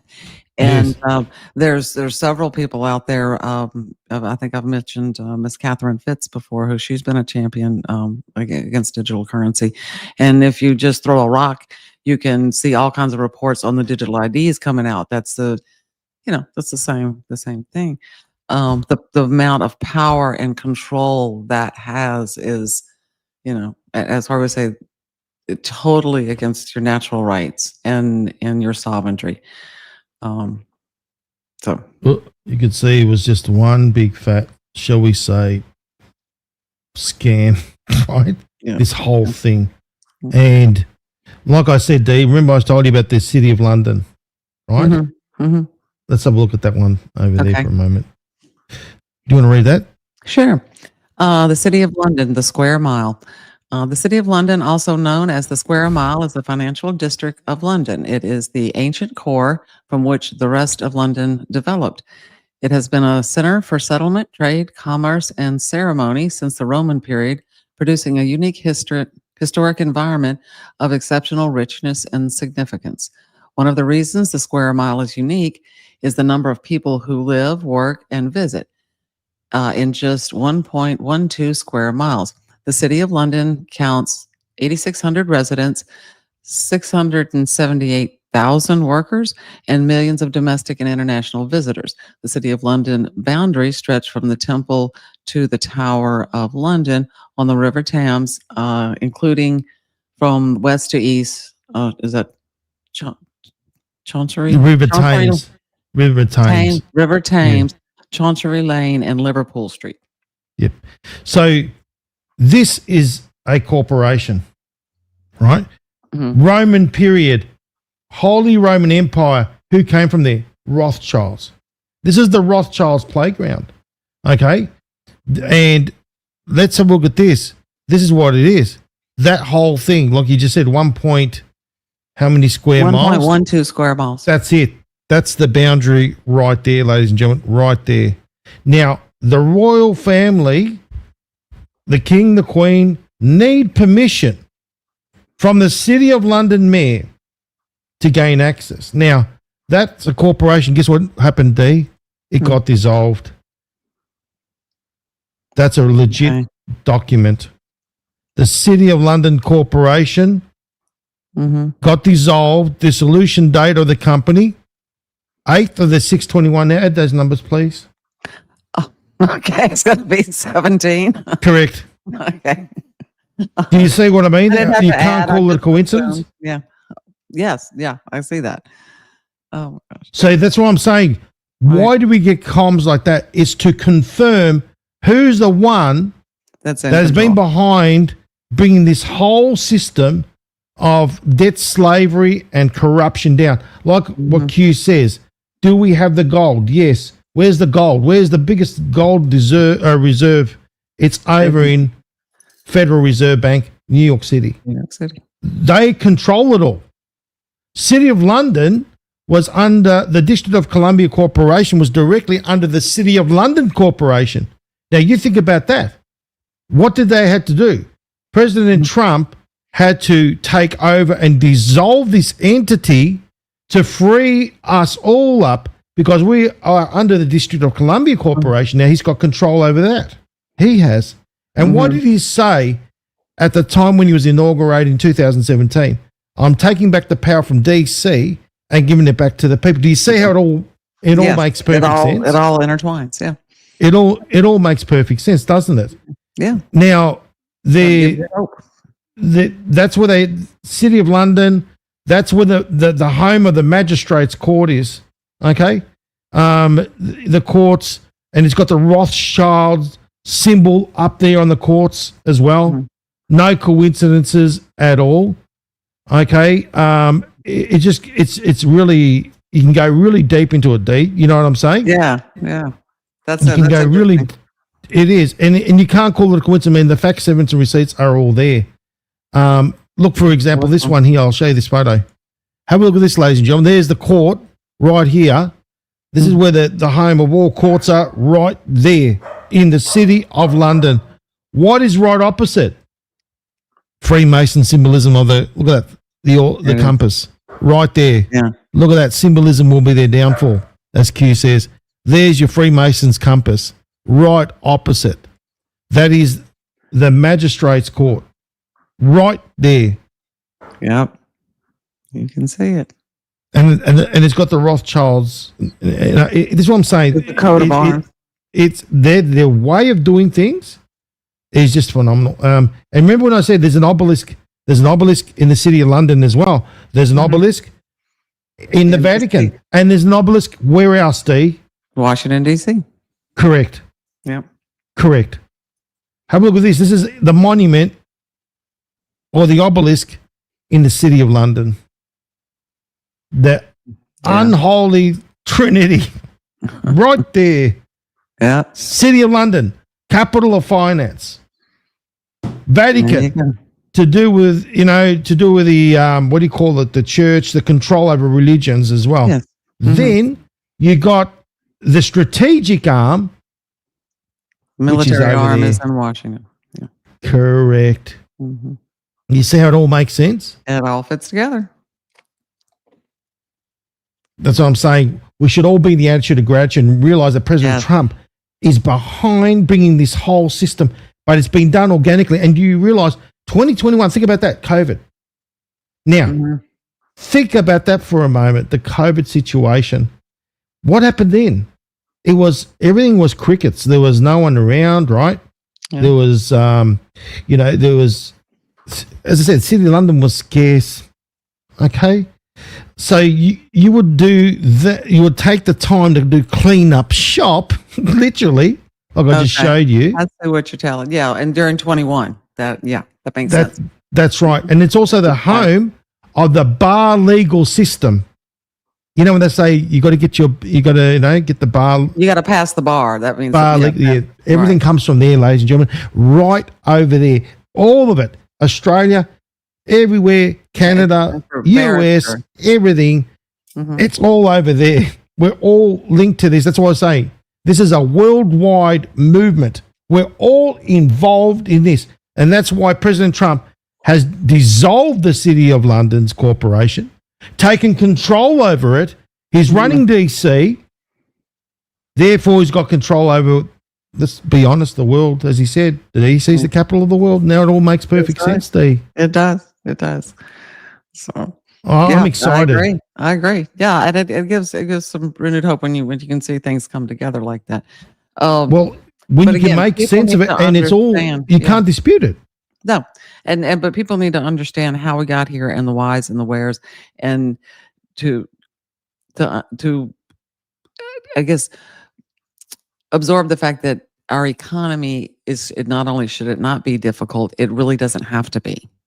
And the fact that Harvey figured it out, some 30 plus years ago, I think is amazing. It's well ahead of his time. Like I said, I want Harvey to have a statue at the White House. I'm going to be saying that. Maybe he will. Well, he deserves it. Yeah. That little park that President Trump's putting out there, with all these, definitely, I would say Harvey should be on there. And right. Because you can see that his work is, like I said, it's in the tapestry there. You can see it. You can't deny it. It is. And we talked about that on the previous show. And, you can see, like I said, woven in, certainly they agree in philosophy, and the methodology is just a little different. It remains to be seen, what's going to happen. Like I said, I can be hopeful that he's taken this under advisement, and I guess what I hope for is a peaceful solution. That's my biggest thing. And like I said, but people have to know about it. They have to talk about it. It has to be an open discussion. Okay. It shouldn't be something that, oh, well, we're just going to wait for the tooth fairy to come and save us. It's just put the money under our pillow. It doesn't work like that in the real world. And people need to, you want to return the power to the people. Well, the people need to be involved.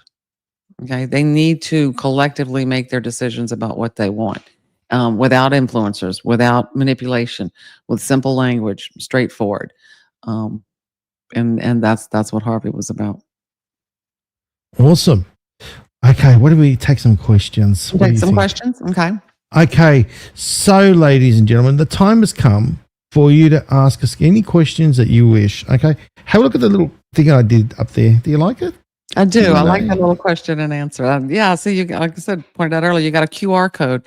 I don't know, people, if y'all have been noticing on all of my slides, I have my QR code, and I see FC's got one up here now. So with the little duck on it, that's so cute. Oh, look, we're looking at bettering the platform and making it easier for everybody. Now, Q&A time, ladies and gentlemen. You see that little symbol that's up on top of D right there? It's time for your question and answer. Now, if you would like a question answered, put a Q in front and then your question after that. So then it's easy for us to find, isn't it? Now, I'm sure if we go through the chat there was quite a few. You're going to have to hunt around. Yes, we're going to have to go hunting. Okay. But let me just show a little fun fact here as well while you're doing that. You can go hunting and I'll do this, okay? Okay. All right. Have a look at this one here. US is a private foreign bankrupt corporation. It is bankrupt. Okay? US is a private foreign bankrupt corporation in the City of London, like I said before, right? So it was under the City of London. And we wonder why the courts, cops, and banks are such despicable, inhumane pirates. They're holding you as collateral for debt that they're growing, and they're doing the same thing to your children. It's time, obviously, now, ladies and gentlemen, to take our power back. And President Trump, what he said during that time of the inauguration, that he's taking, what did he say? The power from DC and giving it back to us, the people. Yep. That is what he said. Yeah. Promises made, promises kept. There we go. That was in his opening speech, or one of the speeches that's called, this speech will get Donald Trump elected. I think that was during the first election. And several of the commercials that ran at that time I've sent to you, and that was the main thing. Okay, this question, how does all this information affect our insurmountable debt? Okay, that's a good question. If Harvey's Nesara was passed, there are several ways the debt would be handled. First of all, the Fed goes away, and the second of all is personal debt, and that's where we get into mortgage and compound interest. Under Nesara, a compound interest would be outlawed. So this is going to change all of your calculations on secured loans. And we've covered that on a couple of other shows. But basically, right now, you're being charged compound interest. Like I said, not only is the bank creating the money that they're loaning you, right? And it's coming back, you're paying interest on it, but you're paying compound interest on it. Under Nesara, your dollar has stable value because it is backed by secure asset like gold, silver, or other determined secure asset that's tangible. And therefore, it levels inflation. It's worth more, but you're going to pay a monetization fee on a secured loan, which is a fraction of what you're paying in compound interest. Awesome. So Super Rat 61, thank you very much for your question. Mm-hmm. Let me go down. Okay, so here was There's another one just really a couple of down. I think, isn't it 2 or 3 down? okay. In your opinion, is it best to get what money we have in the credit union bank out versus keeping it in there? I will not make that call for anybody. That is your call. I do not give financial advice or tell you what to do. So I really can't answer. You have to do what's best for you and what you use your own critical thinking skills and take actions that are going to be good for you and your family. So. That's right, ladies and gentlemen. I mean, look, at the end of the day, you've got to do what's right for you. Mm-hmm. Okay. And if we can't give you advice, it's because, number one, everyone's got their own, shall we say, way of thinking, way of doing things. And if anything goes pear-shaped, obviously we don't want to be held accountable for it. Okay. Right. Mm-hmm. Which we're well within our rights to say that. Now, the other day I had somebody say to me, FCB, what should I do with the notes that I got? Should I go, about the RV business, right? Mm-hmm. Just a real quick touch on that. Now, right. I've been screwed as well. Don't you worry. We've all been screwed. Okay. With the dinar, the ding dong and everything else in between, the Zims. And they're saying to me, oh, what should I do? They get upset. It's like, should I just go and throw it in the bin now and burn it? And I said, listen, what I'm going to do, it's entirely up to you what you want to do about it, right? Because at the end of the day, everyone can go and do whatever they want, right? Right. But what I said was, I'm going to use it as a collector's item because just as a collector. Yeah, well, that's my thing. You can afford that. Yeah. That's it. So I know there's a lot of angry people out there, and take your anger and your, shall we say, grievances on the right people, which is over there. Yeah. And I don't mind the question. It's a legitimate question, and it's one that I would have. I'm going to ask some advice, and I'm going to take what other people are doing. I see people on these other channels, and I mean not just the grifters, but anybody that's out there giving financial. They're either selling something, or and I mean I am selling Harvey's book, but this is empowerment. I want you to learn about things. But they're selling some kind of financial product, like, buy this investment or buy this stuff. Mm-hmm. You have to make your own calls on what you think. Gather the information, be critical, use your intuition, do your research. Okay, that is the biggest thing. Do your research. Don't be swayed by a nice commercial or somebody that's, a personality. It doesn't take long. I've found really, FC and I've been doing this for a few months, and a few seconds, minutes, I was able to determine many things just by taking the time myself to go get things, compare them, and look and make what were good judgments for my family. So.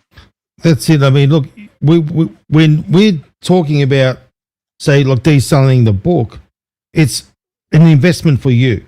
Yeah. It's an investment in your knowledge, okay? Mm-hmm. Not selling olive oil, not selling life insurance, not selling every insurance under the sun like these others. Let's talk about your health and all that sort of crap and selling health products.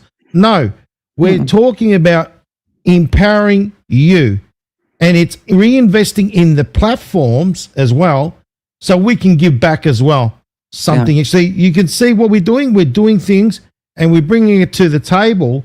And the more investment we get, the more we put back in. Right, exactly. But we're not selling like, let's take an advertisement break and talk about olive oil, or something like that. No. Right. Yeah. I just wanted to make that clear. That's good. And I appreciate that because, this is, for you to empower yourself and learn, again, all of the history in plain language, the philosophies of how this happened. And think about this. You learn, you teach your kids teach their kids, this is knowledge that needs to be passed down. Correct. So that people don't forget. Reagan, I think, said so we're only, one generation away from losing our freedom. You've got to keep that information current. That's another method they use. We've talked at length, at nauseum, about the social media and the attention span and the educational system and how all of that has been designed to make you not pay attention to what's going on. So this is valuable information of principles and morality. Harvey believed that that monetary rights was a moral issue. Okay, that fair dealing with people was the right thing to do, and giving them a real opportunity to achieve their own pursuit of happiness in an honest way was the right thing to do. And that's what we're about here. That's what we want. We want you to have that. So Definitely. no question. Did Warner read Draining the Swamp? I don't know. It's Mr. Warner. I don't know. I did email him, and I thanked him so much for for the interview and that he did with Tucker, and how much I enjoyed it. And hopefully, I said I would love to send you a copy of the book, and hopefully I'll hear back from him, and I'll get to mail him one. So, good question. That'd be awesome. And that's from Carol. Thank you, Carol. Okay, Carol. All right, let's go on down here and see if we got any others.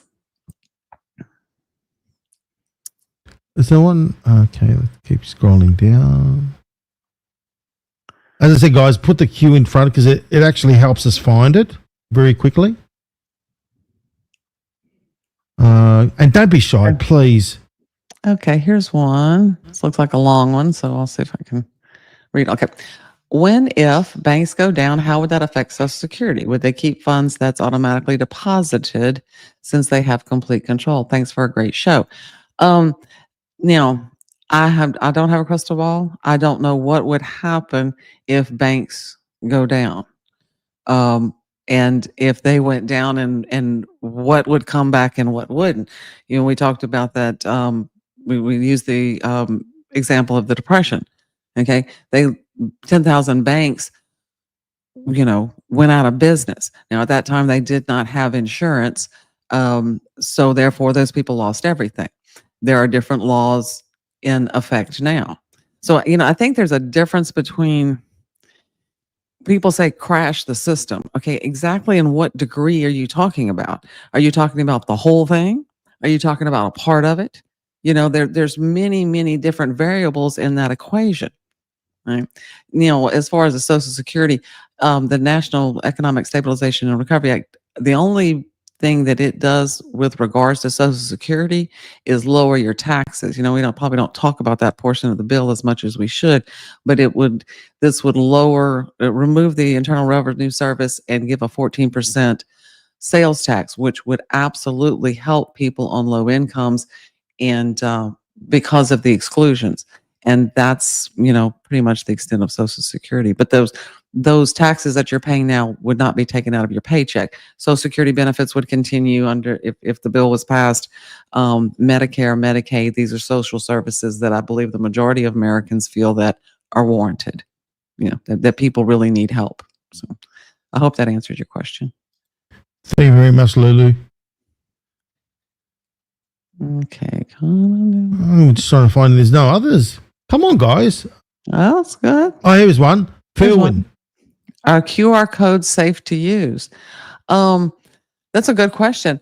I'm probably going to see. I hate tech. My husband laughs at me all the time. He said, "You're always so resistant to tech until you use it, and you think."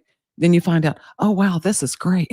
I've never had a problem using a QR code. So I believe that there's I answer that one? Huh? You finish and I'll. Okay. So all it does is when you scan it, it takes that information and sends you to that website. There's no. You could just type in the website. This is just a faster way to get there. So I've never had a problem with it. You just make sure that the website you go to is the one that you're looking for and that it's legit, like you would with anything else. Okay, so the QR code system works as such. Now, obviously, look, I'm going to go into a little bit deeper real quickly, quick as I can deep. Now, I remember during the time of COVID, people have been burned about that QR code. Okay? Okay. So, you know what I mean? Everything was done with this QR code business and they used it against people, realistically speaking.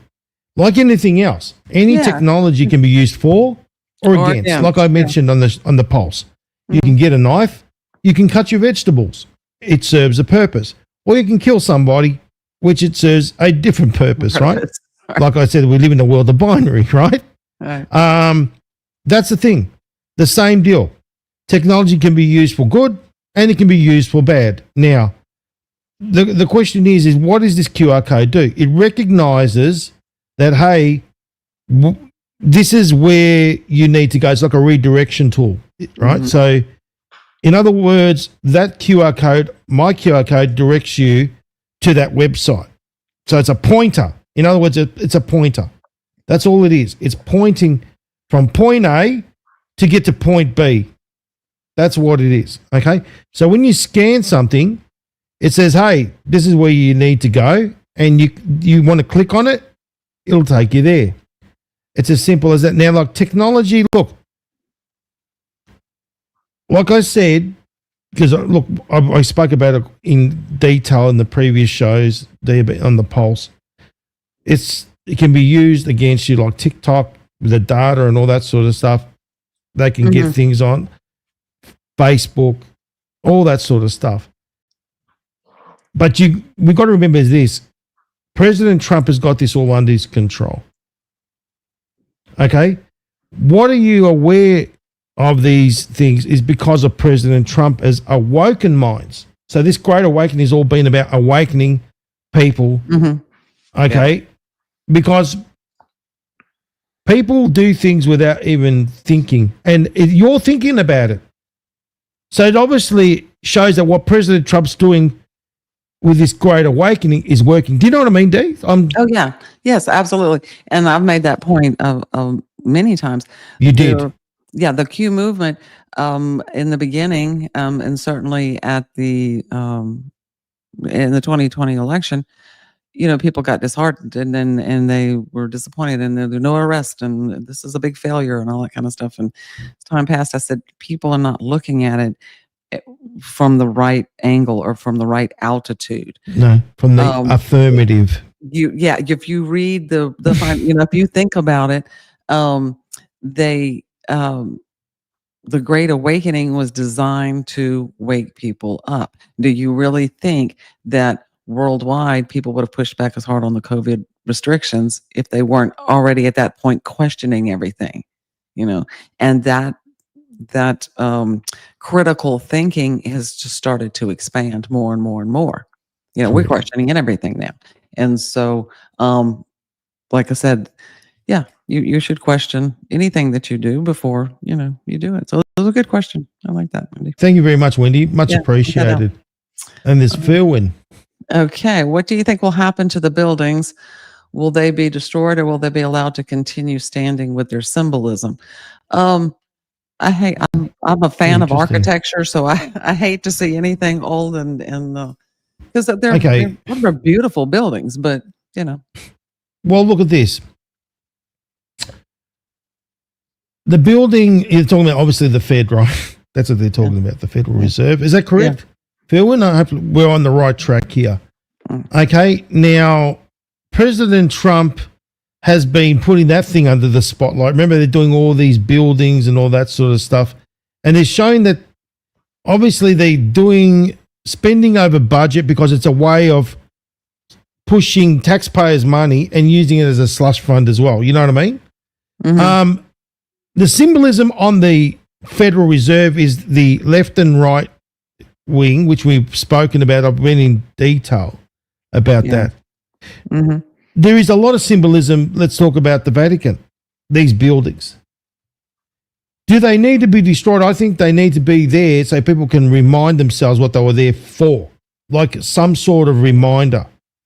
Do you know what I'm saying, Dee? Yeah. So in other words, of all these atrocities and all these things that have happened, you need something to be able to prove it. See?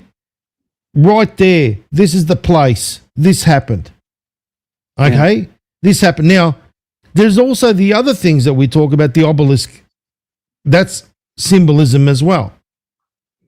Washington, D.C., the structure of everything is based on Freemasonry planning, and symbolism. The whole thing, right?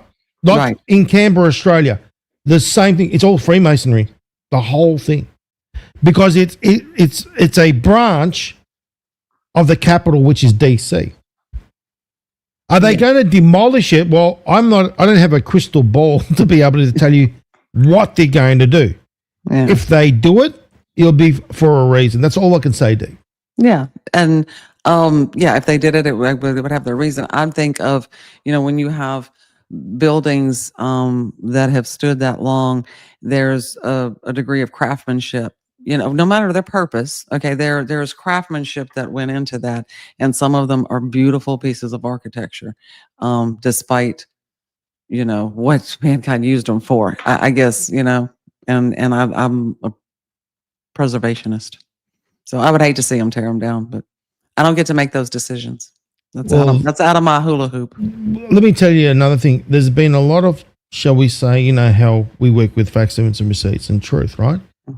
Well, the fakers out there, they go out there and they make these things and say there's so many buildings are going to be collapsed, and with such certainty. That's the thing. I don't get it, D. Without any proof whatsoever. Like that one that went out there and said about the 7 presidential messages, and it's going to be rotating this EBS on, and and just so vivid details, right? Now, just based on that information right there, and what Q says, that no one's in the insider club, right? So realistically speaking, my advice to people that are listening to these entities that have been saying all these buildings, the Sydney Opera House here is going to go, Vatican, all these things, the whole box and dice, where's their facts and receipts? Do they know? Do they have any? And if they say we know, how do you know?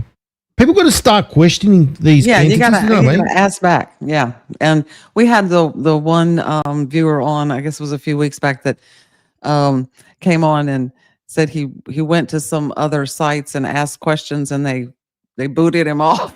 Oh yeah, where's that statement? I saw it too. Yeah, can we find it? No, that was an interesting statement. It was, and he, I think it was a few weeks ago, but no, someone here too. Again, that put it. Okay, I think it was a YouTuber. Here we go, right here. There we go. I found it. See how quick I am. Right there, D. You got it. Okay, hang on. I got it right in front of the screen. Okay, I can't read it when I blow my screen up. My toolbar covers it up. So read it, Jim. Okay, it's from it's NT. Stop changing my name. Okay, got banned for 2 more. Can you read it? Yeah, no, but I remember the handle. Okay, got banned for 2 more. So I got 2 more truther channels. I'll call them fakers. Don't call them truthers, please. For posing questions. No threats, no cursing. But guess what? You can't ask questions to some fakers. I'm going to call them fakers because that's what they are. So there's a dead giveaway. If you're asking a legitimate question, we like I said, we have questions here that we don't have the answer to. I'm going to tell you I don't have it, or it's not something that I'm going to assume responsibility for because I don't have facts, evidence, and receipts, et cetera, et cetera. But I'm not going to boot you off for asking if it's a legitimate question. In fact, I encourage you to email me so that I can look into it and get you an answer if that is possible. But if they boot you off just for asking a question, you're in the wrong place. That's all there is to that. Yep, that's right. Now, there's one thing here. Trump has said, thank you very much, 77X Wild 52. Trump has said he wants all currencies level to 1. He wants an even playing field. He said it. He wants an even playing field. Now, think about how that's possible. Well, Harvey's bill. Think about it. That's right. Harvey's bill. Biometallic. Okay. Yeah. Provides stabilization. That's why that word is in there. Right? That's right. That's right. So you think about it, having the currency backed by the assets known as gold and silver worldwide provides stability, okay, not only to the economy, but provides an even or level playing field. What do you reckon, Dave? Right. Yes, and that is correct. You got that exactly right. And also, you won't have inflation, right? Because your dollar has a stable value. In the bill, which you know how detailed it is, the Treasury Service, which would be the new entity that would replace the Federal Reserve, and it's run, it's overseen by the head of the Treasury Department and the Congress. Anyway, their job is to make sure that exchange rate of the metal and the dollar stay stable. I think it's like within 3%. That's their whole job. Okay. Once things transfer over, that would be their whole job. Now we did the frequently asked questions last week because a lot of people would want to know, well, if this bill passed, what would happen? Yada, yada. The currency that you have now, your Federal Reserve note, you wouldn't have to rush down to the bank and hurry up and exchange it. It would be absorbed through natural process. In other words, as dollars are turned in, you go to the store, you buy stuff, they pack it up, they deposit it. This would start to go back and be destroyed, and what would be coming out would be the new dollars. But it is dollar for dollar, and that's in the United States. Now, of course, Harvey's Nesara didn't address other countries' economies. It was strictly written for the United States. However, it would work worldwide. Now, I just want to add something, Dee, to that question we had before about the QR code. Now, let me tell you something that I do. This is me. I don't allow my fingerprints. You know, in the phones now these days, it's so easy to go open your phone, use your fingerprints, or use your face. No, I'm not giving authority to that thing. That's my choice. Okay? When I open my phone, I use a passcode, but I'm not going to use my face or my fingerprint, because you think about that. Yeah. Is it safe? Well, you heard what I said about on the previous show on the Pulse, where I spoke about technology, how they were feeding the AI beast. Okay? Yeah. And how they're using 23andMe and all these other entities to gather your DNA. My advice to everybody, that's just me. This is me. I don't do that. It's up to you what you want to do, but I'm not putting my fingerprint and saying I'm going to use that. Oh, it's a convenient, look, this whole retina business, no, I ain't doing it. Right. What do you think, Dee? Well, I remember Harvey made that point in his book. In fact, we even did a slide on it. We have exchanged our natural rights for convenience. Okay. Exactly. And that is part of why we are in this situation. We have voluntarily given up our sovereignty and our control. And because of again, expediency and convenience, or again, back to the crisis. Never let a good crisis go to waste. This needs to be done for your safety. It's for your good, blah, blah, blah, And so we, little by little, erode our natural rights and our privacy. That's right. So everything that, any contract you realize, even if you do it online, why they call it a signature, a sign of nature. They need a sign of nature. Say, we're considered to be the corporation because we capitalized. Anything that's capitalized is part of the corporation. Well, our birth certificates are capitalized for a reason because we are a corporation. Okay. Now, what happens is they need to tie in the living flesh with the corporation. So when you sign something, you're putting your sign of nature. That's what they call it, a signature, right? Yeah. Now, how do they get away with this, for example, online? They need a sign of nature. They need proof. What is a sign of nature? That you are human. That's why they say tick here to be, you know what I mean? Right, yeah. So you're confirming that you're human. But it's not the tick, ladies and gentlemen, because anyone can do a tick. It's your mouse, your finger that traces across the screen. Because how does AI think? How does computers think? Computers would go in the quickest way in a straight line right across to where they need to go to that box. When we do it, we do it with even the slightest, and you may think that you're doing it straight, but even that slightest imperfection indicates to that is human that is doing it. Yes. So that's how it operates, and it knows that this is your sign of nature. So when you go, do you agree, and tick this box, that box is there for a reason. It's so that it can verify that when you trace your finger on it, when you press it, even with a slot, it knows that you're human. Does that make sense, Dee? Yes, that does make sense. Yeah. Yeah. And in those agreements are all kinds of other things, like Mr. Werner was saying, he was talking about the contract, and he was saying, okay, you're giving away all of this stuff, and yeah, your daughters will be married off, and blah blah blah. There's all kind of stuff in there. And again, we have voluntarily given that away.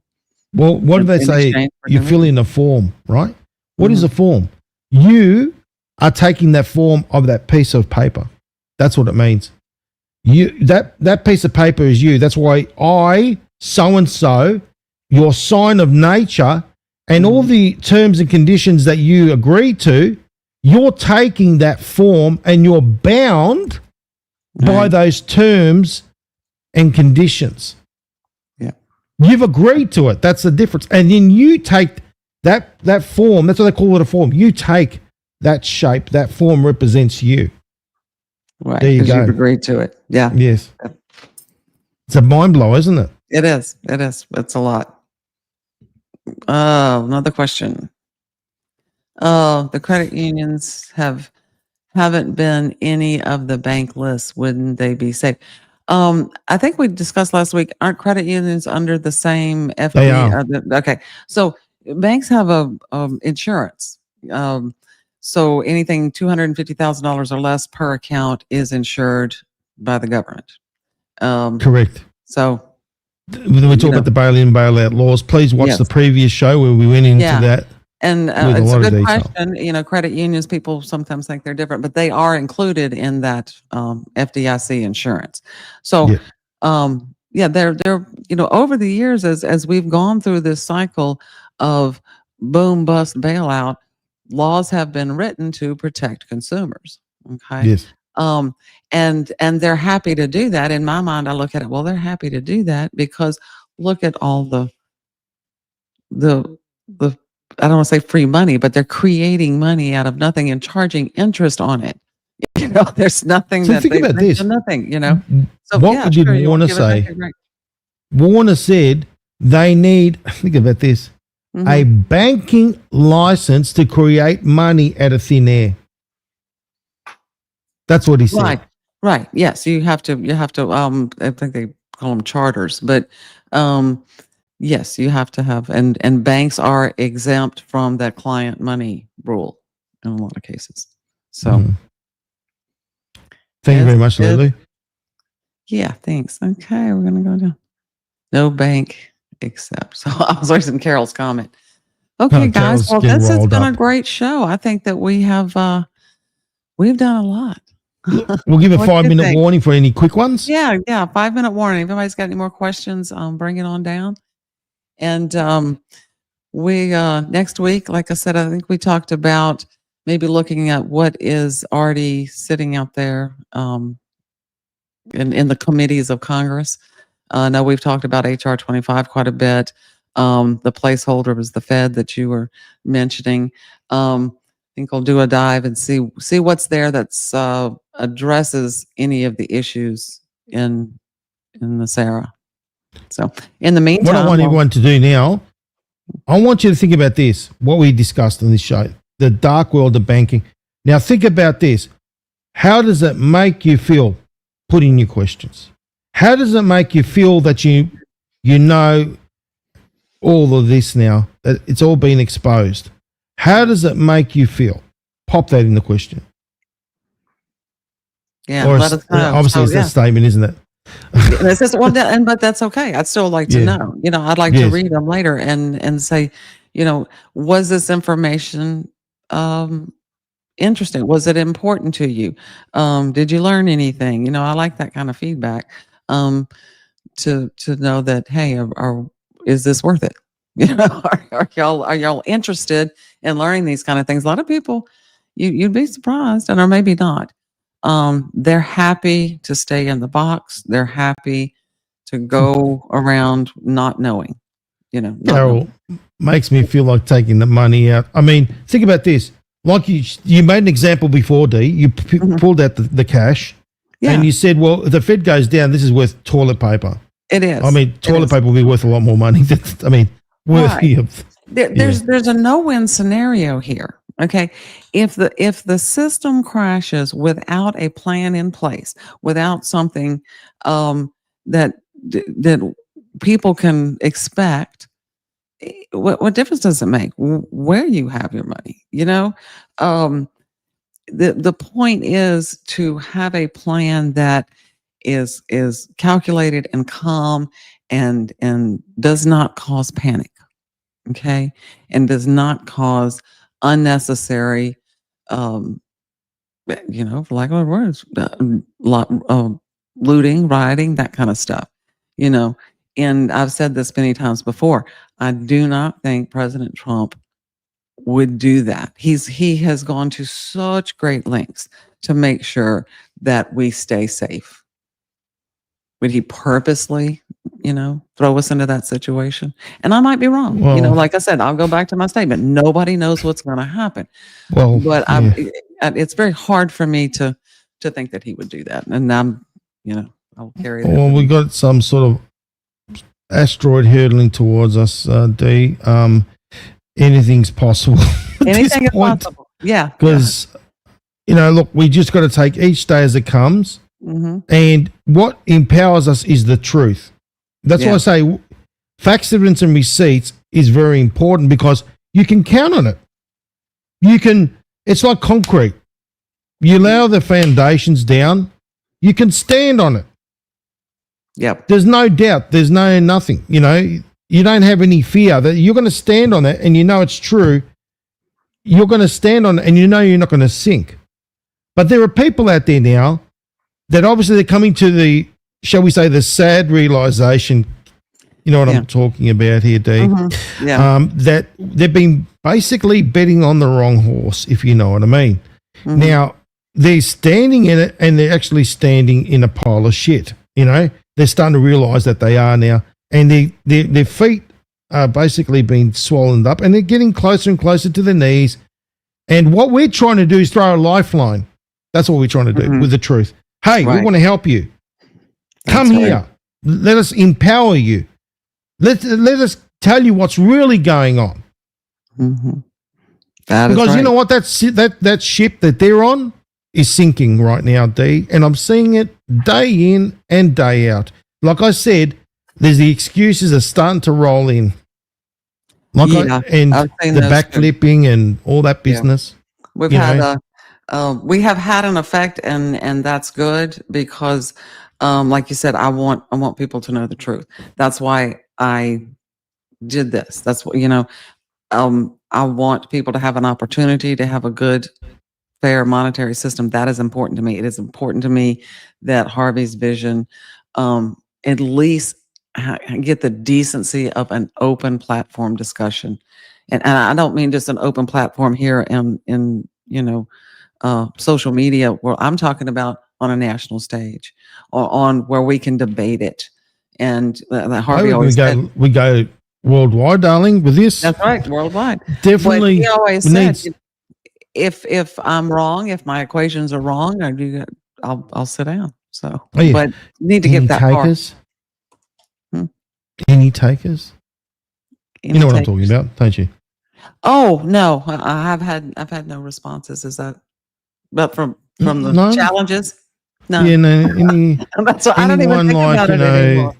Like these ones that are going out there talking about Nesara, Gesara, and all that sort of business. No, I haven't had any. I don't expect to. So. No, you won't get any challenges because at the end of the day, they have nothing. Right. But they can look. The thing is, they're going to continue on, as like I said. But it's up to the individual to make that decision. We can't talk about them over and over and over again. People need to make that choice for themselves. Now, like I did I do things for a reason, and we do it with a calm, rational mind. Look, not rational. I don't like using the word rational because rational means limited. Okay? Yeah. With a logical mind. Okay? We do things with a logical mind, and we explain things based on facts and receipts. And then it's up to people to make the right choices for themselves, the affirmative choices. See, Right. it's another Yeah. You gotta work on that. reprogramming myself. Yeah. Yeah. Deprogramming. Oh, yeah. People have to make their own decisions, and you're absolutely correct. So do you want to speak about the Nesara Institute one more time and where they can find you and Oh, yeah. where they can grab sure. the book and all that? I'll do that. Let me share this real quick. And please don't forget. Okay, this is where I did my little button here. D, Okay. hit the like button. Show us that you care. Oh, yeah. Okay. Yes, hit the like button on these videos and join our channel. Okay. Absolutely. Please do. Please do. Yes. Let me Don't add this forget, to the stage great and I'll comments form real and quick. share it around the place, please. Let me add this to the stage here. My Yeah, website. go for it. Okay. You got to take yours off. I think. Yeah, I have. There you go. Okay, just took it a minute, a little delay there. Okay, so NesaraInstitute.com is where you can get all the information about the National Economic Stabilization and Recovery Act and Harvey's 2005 publication of Draining the Swamp, the Nesara Story. Go to our website, learn about us. Also, I would love it if you would go down to the bottom there and click the Facebook. And please join me on Facebook. I post things from time to time. Certainly always get connected to the show and see the other articles and stuff that we're putting out. I would definitely appreciate it. Also, there is a contact us. That is where you can email me. If you have questions, please do not hesitate. I answer my own email and I'm honored to do so. So I appreciate it. And thank you Awesome. for joining us tonight. You got anything else, Steve? Yeah, I just want to say thank you to Carol and thank you to Siren, our team. They're awesome guys that rock. Yes, great. Also, thank you to all of you. There's a big, there we go. We got the thank you coming up very soon. Where is it? Come on, where are thank you? Yes. Oh, no, it came up. There we go. Thanks to all the viewers Yeah. and the questions. That was just wonderful. So. There we go. I only wanted to see that little love heart there. Okay. Thank you to everyone that supports us here and getting out the message of truth. It's very fundamental. Remember, what we're dealing with here is when Q says we're at war, we actually are at war with obviously the social media platforms that are the social media that are obviously pushing at the pseudo, I'm going to call it what it is, pseudo Nesara and Nesara and all the rest of it. We're against those entities. So what we need is to do grassroots style. We need everybody to get behind this and get the truth out there. And we challenge anybody to question us. Okay? Like I said, D, anyone that wants to talk about, no, this isn't the real Nesara, now come on the show, please. Absolutely. Please I'll come talk to on. Anybody? Yeah. And, Yes. And would welcome the discussion. If you have something, like I said, that we haven't seen, we're missing, or information that you've got proof for, I would love to see it because I would like to give that opportunity in the same open forum. Correct. And look, no NDAs, please, no gag orders, none of that, because that's not going to fly. Okay? If you're going to come on the show and you want to present your case as far as what you believe is the real Nesara business, okay, go right ahead. Like we put out these challenges and we hear this, you know what we hear? Mm-hmm. Yeah. We That get the right crickets. there. That's right. We The get crickets, right? Yeah. Because you know why? Because they won't come on here because they have nothing. Now, they've gone out there and put books out there. They've gone out there and built a whole following of people that are waiting. So think about this. These poor people out there are waiting for this to all come true. Okay? Whatever they're promised, okay? They're fake Nesara, and the QFS and the RV and all the fictitious embellishments. They're waiting for it. Now, we actually feel for those people. And what we're trying to do here, D, is reach out to those people. Yes.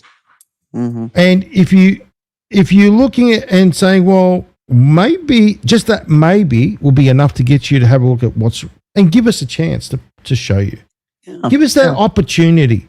Instead of closing the door, and remember, what got you into this movement is to have an open mind. Okay?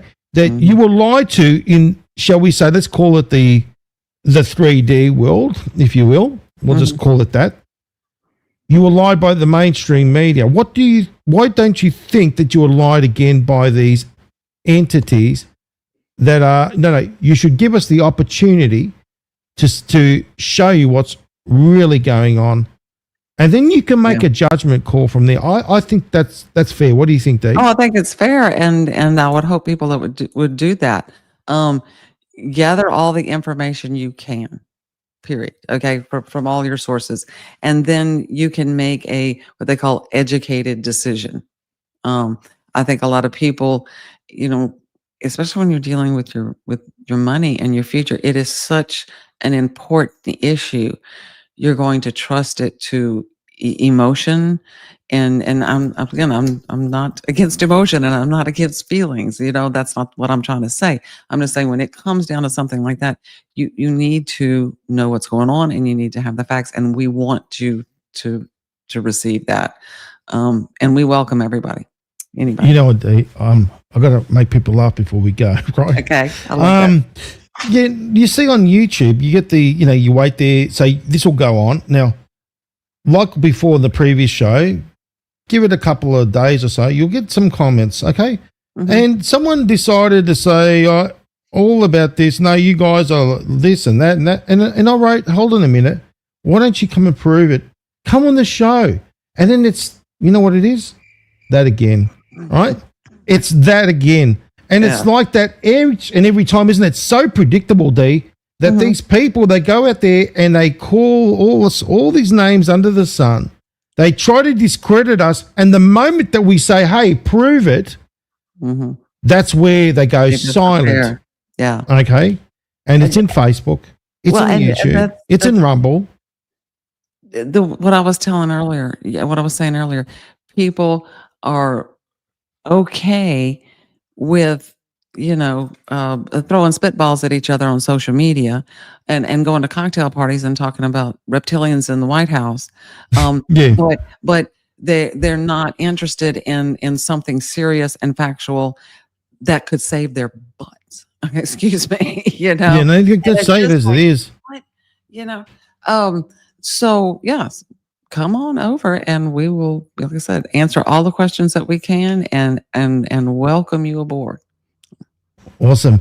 And when are we going to have the lovely Jean again? I know everyone in the chat saying, when are we going to have Jean? When we're going to have Jean. Okay. I'll see if I can get her next week. We might have her do just a little guest appearance, maybe for 20 minutes or 30 minutes or so. You know what's going to happen? I bet you we get Jean for a little bit. And then she gets, I love it.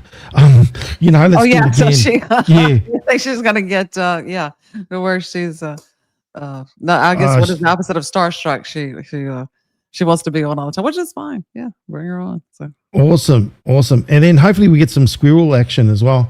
It'd be nice to see you. Is it, no, sorry, not squirrel, raccoons, the raccoon family. How's the raccoon family going? They're doing fine. They're doing great. I put out a new a little hut for them for the winter. Some of them may nest in there. Have a couple of real small ones. But Mama had a litter late in the season, but they're doing great. And they get on well with the cats, or do they punch on? Yeah. I have one cat that lived with them in the woods. It was a stray cat and lived out there in the woods with them for almost a year, or maybe a little bit more, before he decided, okay, he wanted to come and hang out on the porch, permanently. So they really don't bother each other. That's awesome. That's we awesome. Got deer I love those. In the house now too. I love that little display cabinet you got in the background there. You mentioning. I've got Jed NASCAR collection, and then I collect rocks and different kinds of things and all kinds of stuff over there. So, this is kind of half craft room, half office. Love it. Do what you gotta do. Okay, guys. Well, thank y'all for tuning in, and we are so glad to have you, and we hope to see you next week. Thanks. Cheers, everyone.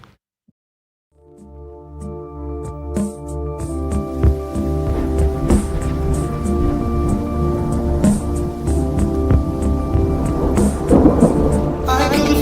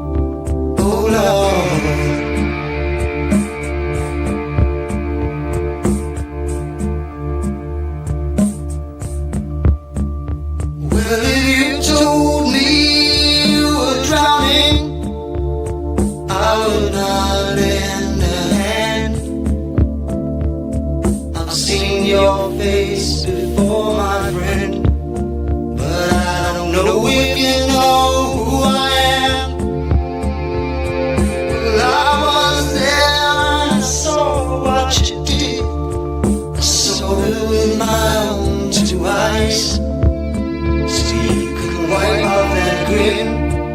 I know where you've been, it's all been